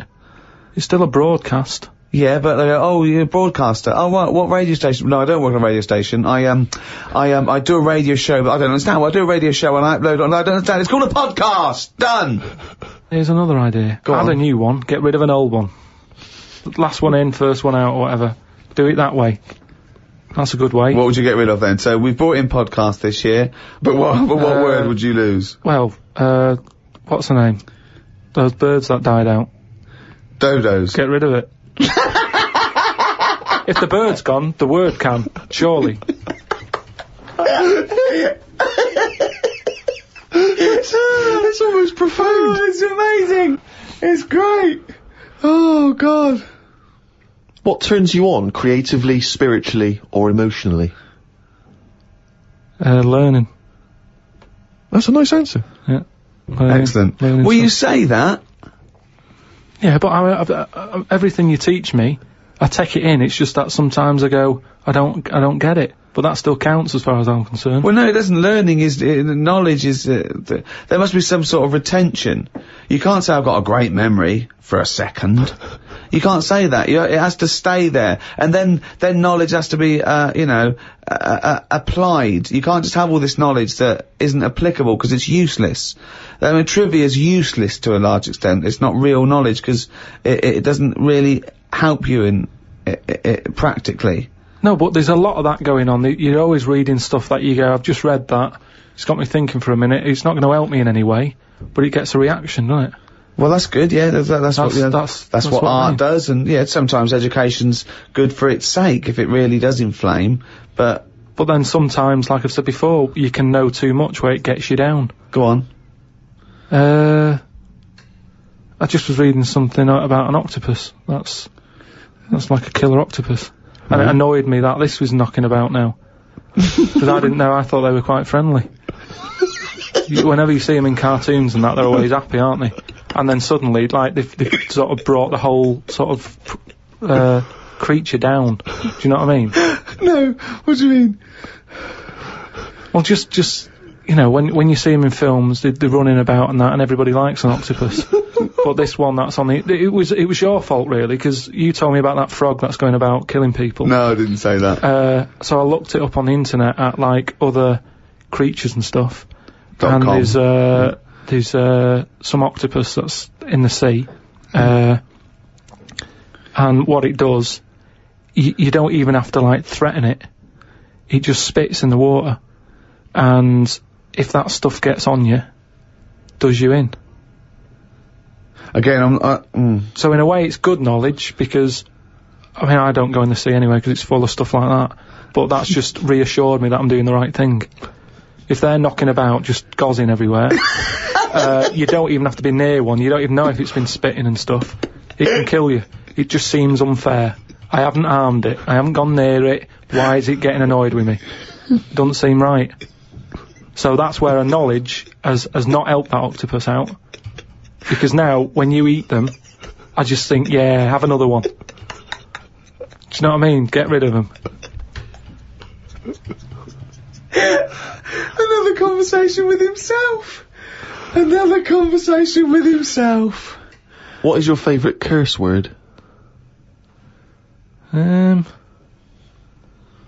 don't think I do anything like that. I think people can tell by my face when I'm like fed up. Well, they know you're fed up because you're always whinging. I don't think I've got one.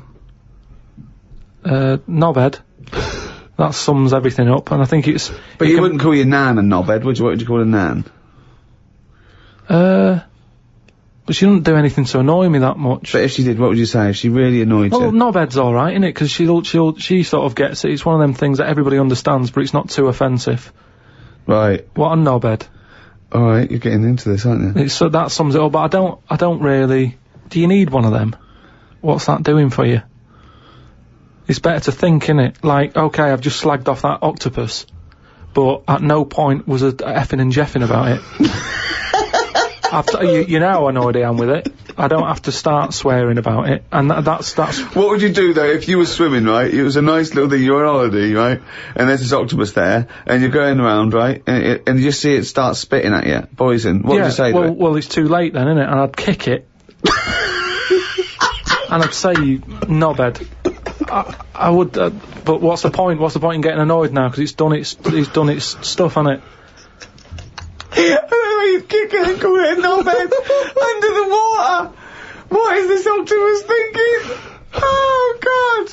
Oh, okay, you fucking eight-legged shit. I'm not bothered. I don't know what you're saying.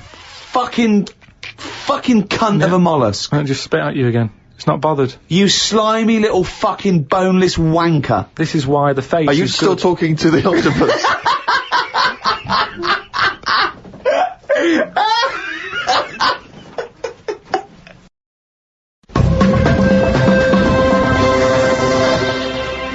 Oh, I don't believe it. He's written it down.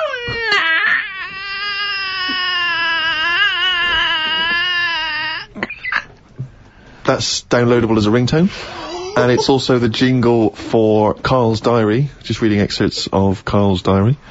Went home and looked up Freud on the internet. Didn't find him that interesting, so looked at some other philosophers instead. Socrates, Aristotle. Why have you just listed some philosophers? Just to show that I'm learning. Well, that's not learning. That's just learning their names. That's a list. You might as well write 1 to 100.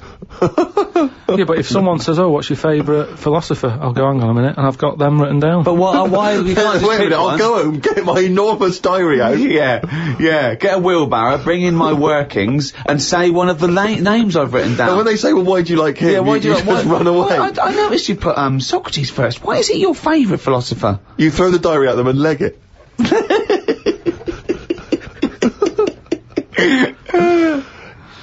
Oh, and then you go on to say, it's weird how names have changed, but then there's no other point there. It just is, isn't it? When you think about, like, Socrates, I've never heard that on anyone who I know. Is what I mean. It's just, in a way... But you're not Greek, are you? But how did that go about back then? I mean, say if you were phoning someone up and they said, I'm booking a table for 2, they go, name? Socrates. Did he ever go, cheers? Without going, can you spell that for me? But I don't know what point you're making. I'm just saying it's a name that's awkward. You're always going to have to go, can you spell that for me? You go, and it's not just him. Look at all them other names that are on that list. But they're from a different country. And a different era. Yeah, I know, but the names, I've been to Rome and stuff, and you sort of go... What, ancient Rome? Just Rome. It hasn't changed, has it? Rome, so it can be ancient Rome or Rome in 2006. It's the same buildings. I used to love Nero going around in his Fiat Punto.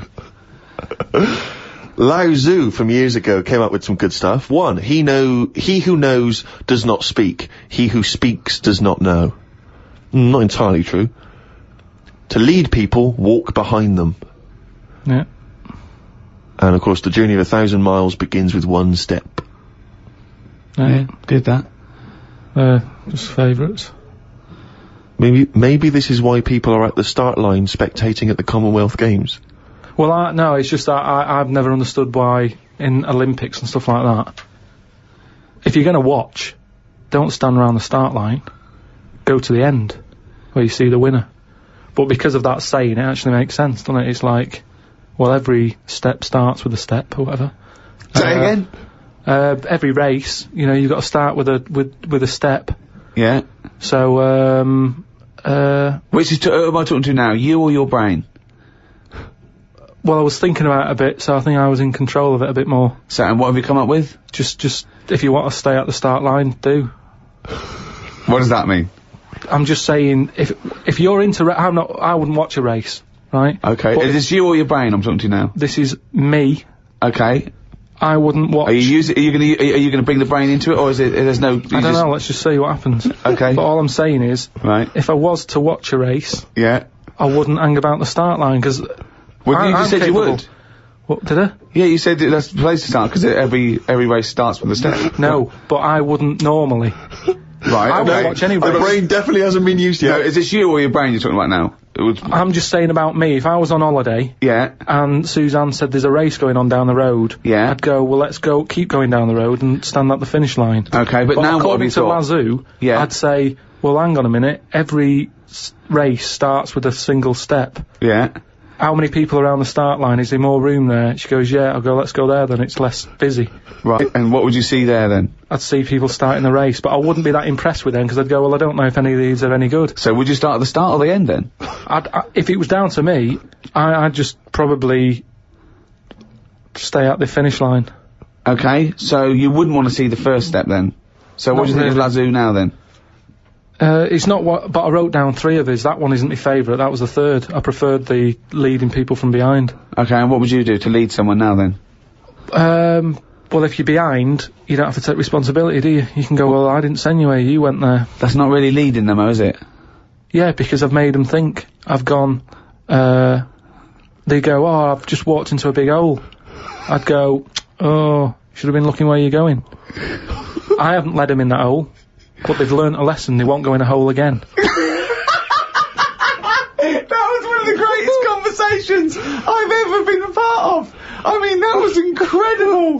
Never mind Aristotle and Socrates. That was incredible, that. If someone's out there, could they make a transcript of that? Because I think that, you know, in 1,000 years' time, that'd be amazing. That was incredible, Karl. And not once was the brain used. Rockbuster! That's the jingle there for Rockbusters, the, one of the most hated quizzes in the history of mankind. Joking, aren't you? The people loathe it. I'm loving it. Well, it's the Well, last one anyway, so just get over it. Just do the answers. Hold on, we can't do another one, though, because we can't give the answers out, so this just... Yeah, this is the last one. It's just the answers for last week for people who are doing it. Okay, well, small mercies. The first one that I gave you last week was, the initials were CK, right? Yeah. The clue was, do you know the songs that you sing at Christmas? Yeah. That bloke over there is the best at singing them. So what are the songs you do? Carol King. Carol King, yeah. Right, That well works. done, yeah. That works. Very Right. well done. The second one, MG. I told the homosexual man that the grape tree was mine. Right? MG. Gay. Yeah. Marvin Gaye, obviously. Marvin Gaye, But yeah. how do you get Hold to on, Marvin? What's it? That's my vine, isn't it? I told you. My Vine Gay? Yeah. My Vine. Yeah. And the last one, My Vine Gay. That's shocking. It's, and the well, last one, it was, shit. the last one, the initial was S. I said, I asked you if you believe in Father Christmas, what would you say? What's the name for Father Christmas? Santa Claus. Right, so if I said to you, do you believe in Father Christmas, you'd sort of go, No. yeah, but what's his name again? Santa. Right, so what would you do? You'd go, oh, Santa. No, I don't. That's it, that's what you do there. You go, Santa, nah. Santa, nah. Santana. So that was the last one. Well done to Bob in Yorkshire. Got all 3 of them right. You'll get a little signed picture. Oh, well, that's it. That's the end of season 2, Ricky Gervais Show. We're back soon. Check out rickygervais.com for information and upcoming news. There's a free video cast we're doing. We're also bringing out a book of the podcast. Yeah, that'll have a lot of the best conversations we've had with Karl, and I think there have been some of them in this show. And Karl has illustrated all his points and his memories I mean, that he thinks that's proof, pictorial evidence. So, I mean, it is the ramblings of a maniac, but you can pre-order that on Amazon. Well, thanks very much. It's goodbye from me, Ricky Gervais, Stephen Merchant, Bye. and Karl Pilkington.